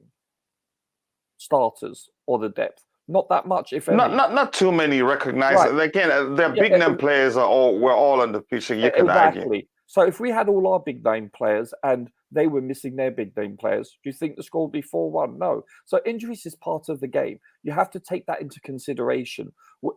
And people have said that when Liverpool, was it 2 years ago when they lost Van Dijk? They were saying that this is a write-off season because they had massive injuries, and especially a couple to important players. You can say the same for us. If we're going to miss Kante for a long time, or Silva, or Koulibaly, etc., or Reece James, do you understand? These are huge factors into how we are appearing to have regressed. It's simple as that.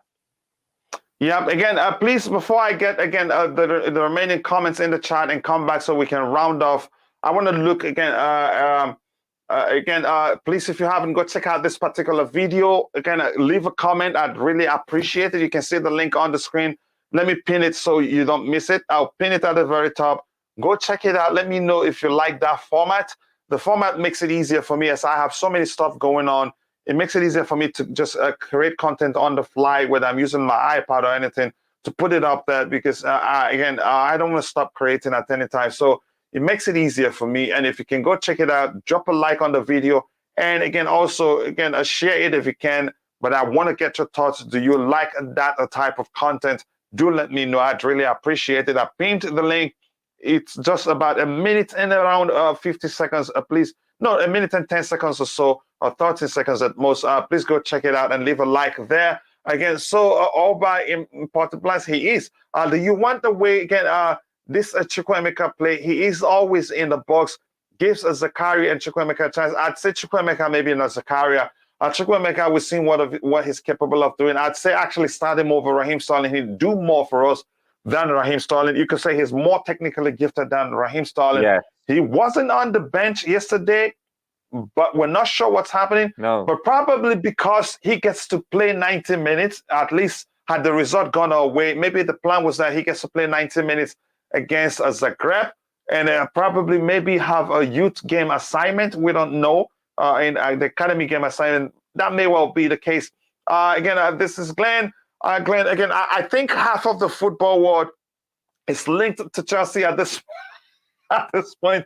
I'll see what happens. I cannot follow all these players anymore. Yeah, I get your argument, really. There's too much to follow. Again, Silva was dreadful. Was at fault again for both the first and fourth goal, but he still managed to have class moments. That shows you what a player he is. And that shows you the pressure was too much on our defense. The pressure was just too much on our defense. That shows you that he has two, again, on the clearances off the line. So, but that's, by the way, again, in the end, the coach is learning his players. I'm sure next season will be better, again, selection-wise. Even this season, it's not going to do that again. I'm not sure he's going to risk it, really. Maybe if players change. Bring on the abomination of for World Cup so we can return. We are a fit squad. Yeah, I hope so. Chelsea, Glenn have already signed Nkunku. Silva is a player who can still look class while having a bad game. I really wish, again, he could rest, again, more. And this gives me an idea of what to add to a video of what I'm making regarding Thiago Silva. And again, pay attention. I will be releasing a video on a soccer perspective. Again, Rogers, England preferred 11 and still editing it. Yeah, it's the first of many to come. So the first one is usually difficult because after the first one, you use it as template to create others. That's why. So again, against I'm so against selling Kante. I even get angry when we hear he means so much to us. He's a rock in our midfield. But again, the problem is he's our best player, coach. Yeah, he is. But the problem is probably the owners and the manager. That's the chance they start feeling we can actually do without him. Yeah, because we've won games and we've done quite well without him, and we have more games to play. And we do well in those games without him. Chances are we're not going to keep him. So, Raja, let me ask you this for the final time. Again, I haven't asked you this before. Go on. Looking at the numbers here, and I think we've checked it in this game, our defense had, again, a total of around 13 clearances in total. Right? That's a high all. number. That's all. Yeah. And Yeah, that exactly. shows you we were under pressure, really. Yeah, of But course we were. Salzburg weren't clinical. Yes. And this actually didn't start today. Nothing new really happened. This loss, it's been there. The opposition, again, Aston Villa was here, Brentford. They were not just clinical. Yes. That's, again, you could say, Same with Palace. you could say we've been lucky not to have witnessed, again, such embarrassing defeat at least 2 times during the run of that, again, unbeaten run. We've been fortuitous. I've said this week in, week out. The teams we played against since Potter's taken over have not either A, been on form, or B, have been depleted, or C, have been playing with 10 men. We haven't played a team on form yet. And we played a team that historically the last 4 or 5 games has not been on form. But guess what? They came to play yesterday. It's simple as that. And they punished us because they were clinical. And let's be honest here, they were somewhat fortuitous with 2 own goals. First time in our club history we've done that in the Premier League. So, you need a bit of luck. As I said, if that didn't transpire, it could have been a different game, especially if Pulisic had been more clinical. It would have been, we would have been in the game. As simple as that. There are many variables, but I do understand what you're saying. But we have been playing average at best the last 10 games, and we got away with a lot. The only thing that I really liked was when Salzburg, these same 5 forwards, Sterling, Pulisic, Gallagher, Havertz, and can't remember who else it was. They gelled. I liked their passing, but that's against a non-Premier League team. And that, but again, on that day, that masks a lot of issues that were apparent on that day. Yes. So, and that's what we preached about after the game and before this game, that we didn't think that would transpire. And when we saw the lineup, we thought he's probably going for offense is the best defense. And excuse me, and that needed to be really supplemented by the fact that we have to be clinical, and we weren't. And but so if we're being factual, we still understood it was going to be problematic. Oh, indeed. Totally agree. We knew even before that game, as we were reviewing the Salzburg game, we said, please don't do this. Yeah, it doesn't really have to be don't do this in the Premier League. Yeah. So why did thank he? you. So, go ahead. Let me ask you a quick question. I know you want to go, but why did he do this? Probably was flattered by the win against Salzburg, as most fans were. That's how I see it. And I believe he was flattered by the result, probably didn't pay attention to the number, really. Because a lot of people were raving about the performance, but I'm happy I looked beyond the win to look at the numbers to say, really, and these guys were just not clinical. And I think you said that too. They were just not clinical. We were lucky. And one of our best players on the day was our goalkeeper, 8.0. Yeah, by far. So can I ask you a question? If you start arguing, okay, but we had too many chances to their goalkeeper was good. The truth remains you cannot outscore every opponent. Yeah, you can't rely on that. Can I ask and they had more XG than us. That's telling. May I ask? To answer your question, I think Potter didn't really pay attention to the numbers. Really? Wow. Then he's naive. Then because had he paid attention to the numbers, he'd know that it would be more riskier to play with just 3 recognized defenders. Sure. Against what's his name? Against Brighton. Even Loftus-Cheek will be better off starting on the right here, and Pulisic will be better off playing closer again, even behind the two strikers again, as the structure tells us. But go ahead, so we can call it a day. Yeah, Coach. Was Potter ever asked by any journalist why did he take this approach, this offensive approach? I didn't think anybody did, but as Ty said, I think he accepted he made a mistake. He made himself look like he's a fool. Correct me if I'm wrong. I don't remember that comment precisely, but something to the effect of that. Realizing he made a mistake, he really made a mistake. Really, because we're not coaches, but we were able to say, please don't do this in the Premier League. Yeah, no, it was obvious. We talked about it. So I'm just interested to see why, from his mouth, why did he do this? That's all. That's all I'm interested in. I haven't heard anything, and I don't want to risk misquoting somebody that again. I know where that can go. Yeah, that's why I'm so against selling. Yeah, I've read that one, and here it says again, we have been winning, but we have been playing weak teams. Coach, not even weak teams. We've been lucky not to have lost games, really. Yeah. Again, we come up with the hard working team. We lose. Again.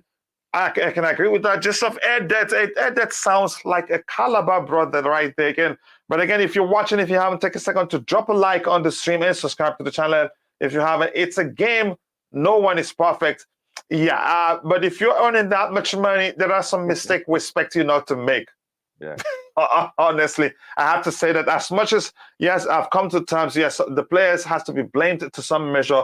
But I'd say if you ask me 99.9%, Potter, even I'd say 100% on him, because the whole thing starts again. Everything starts with the foundation, and we didn't have a good foundation yesterday. That's enough again to break. Again the behavior of the performance of the players. And there's something I really want to look at. I'm going to find a tweet on what transpired in the dressing room between Pulisic and Graham Potter. I don't know how truthful that is, but he referred to Potter as your tripping dog.